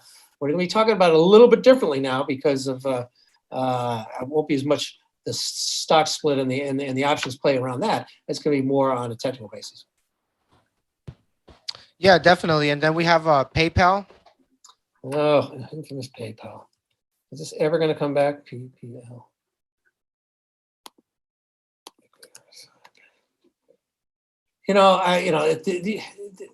These guys aren't going out of business. But here's another thing where, it's made this small bounce. It looks like a small bounce, but it's a decent, percentage-wise, it's okay. But let's take some of these lines out of there. Oops, we'll take that, and we'll take that. And now you can see what's going on. See, it's not overbought or oversold. It's right in the middle. But see, 50-day moving average got a little above it, but couldn't quite break it. Got right to it, came down, right to it. 3 times it came down. A 4th time it came down. 5th time it got close, came down. 6th, 7th time, 8th time, a bunch of times right in there. Got right to it, failed. One of these days, I would hope this stock finally breaks that 50-day moving average in a meaningful fashion. That's when you want to buy it. I don't want to buy it yet. I just don't have it's just been dead money for so long. Look at it, okay. Lower high, lower low, lower high, lower low, lower high, lower low, lower high, lower, nothing but lower highs and lower lows. So until it breaks above the 50-day, if it gets above a higher high, above 121, it's really going to run. But that's 40% from now, and you don't want to wait all the way until then to get it. And we'll also look at the MACD chart, which is a momentum-based chart. And it's with a 9-day, it's kind of like the golden cross on the 9-day, when the 9-day exponential moving average cross above the 12-day, it's a bullish source of IPL. And I'm sure this is as a positive cross already. Yeah, see, we had a nice positive cross here. See how here was a head fake? It didn't work. Okay, but see the last couple of times it did see a positive cross. It did see a very, nice rally. And again, that may not look like much because it's been such a bad stock on an intermediate and long-term basis.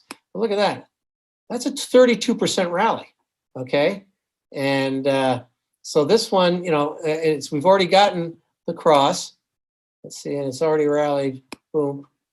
It's already rallied 22, but this could rally more because you look at each time it's seeing a confirmed one. Now this one more sideways. But see these bounces here, same thing. Even during the rally, this thing could last a little bit more. But when we get to the, I'll tell you right now, because I'm bearish on the market, we'll see how the market's acting.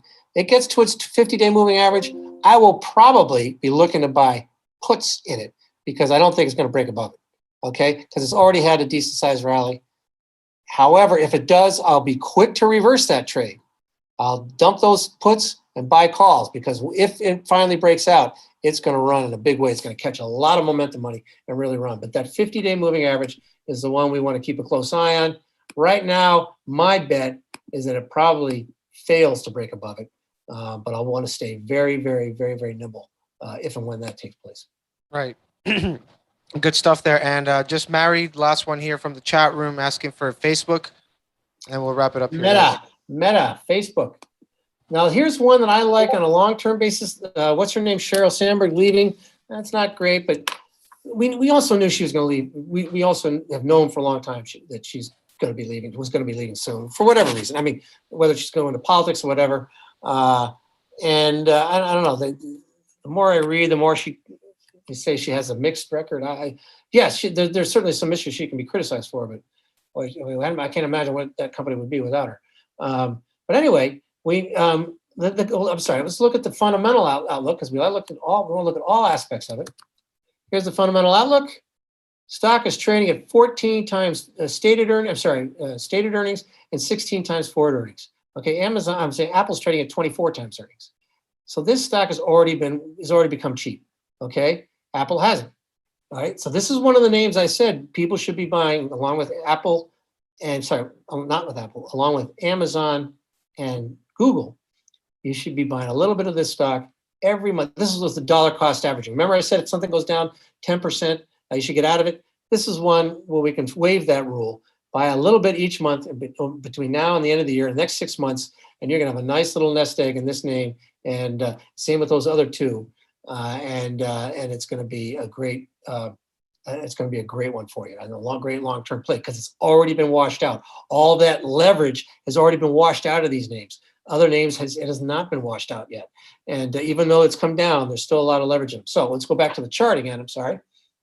And so on a fundamental basis, that looks good. And also Zuckerberg's a smart guy. He's thrown out the baby with the bathwater. He's saying, let's just get all the bad news out there. And because it's an election year and there's a big target on our backs, on our chests, and if our stock's flat on our back, suddenly they're not going to. These people who are worried about losing their seat in Congress aren't going to be going after us as much as they're not going to see it as a good political tool to go after us.